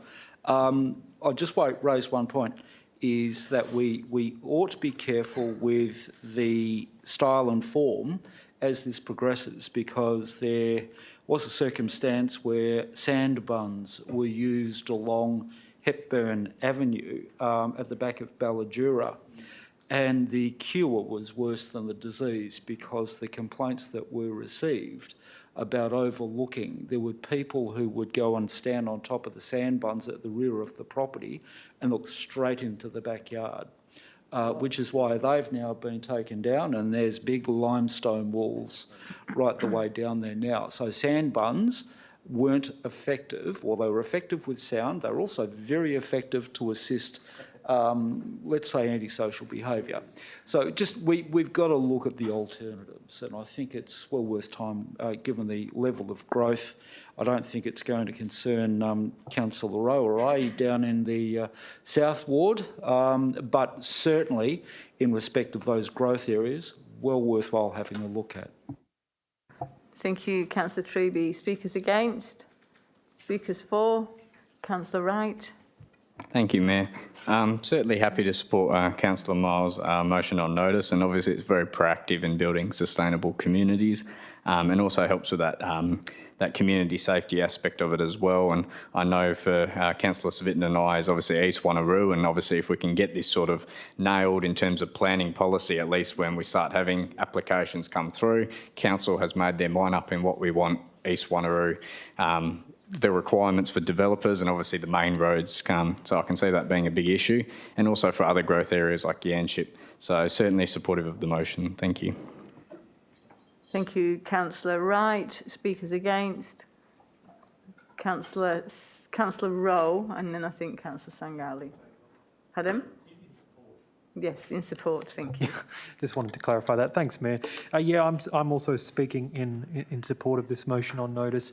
I think generally some of the feedback I've received from particularly North Alexander Heights residents who are directly adjacent to Hepburn Ave, and I know of, even though it's not my ward, people alongside Lenore Road. I believe that'd be Pearsall and Hocking in the Central Ward.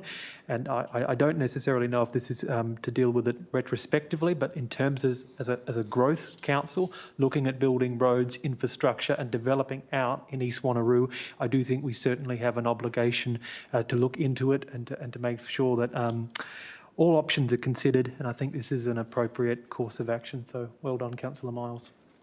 Thank you, Councillor Rowe. Speakers against? Speakers for? Councillor Sangali. Thank you. I think Councillor Miles made a very valid point before about the negotiations that the city have had previously with main roads, and I think that in itself is a really good reason just to have something that we have a discussion about. The other thing is also, I note one of the very last things that's mentioned in here is the actual state planning policy, which talks about road and rail transport. And I would like to make sure that when we do have this discussion, that we are also including that the fact that we do have a very long rail system running through the North Coast corridor. And, you know, as we will remember before, there was a previous government who happened to leave some vibration matting out that made for a very noisy existence for the surrounding residents. So it would be really good that we actually have something in place that acknowledges that we know about this sound and we'll do something about it if we need to. Thank you. Speakers against? Speakers for? Okay, Councillor Miles, you don't need a right of reply because everybody's agreed with you, but we'll cast this vote. Can you please cast your vote?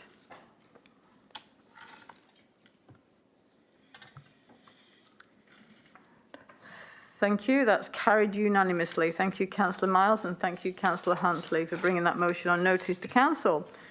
Moving on to item 10, urgent business, we have none. Item 11, confidential, we have none. Item 12, date of the next meeting. The next council members briefing session has been scheduled for 6 p.m. on the 3rd of May 2022 to be held in Council Chambers, Civic Centre 23, Dundebar Road, Wanneroo. And I declare the council meeting closed at 9:43 p.m. Thank you.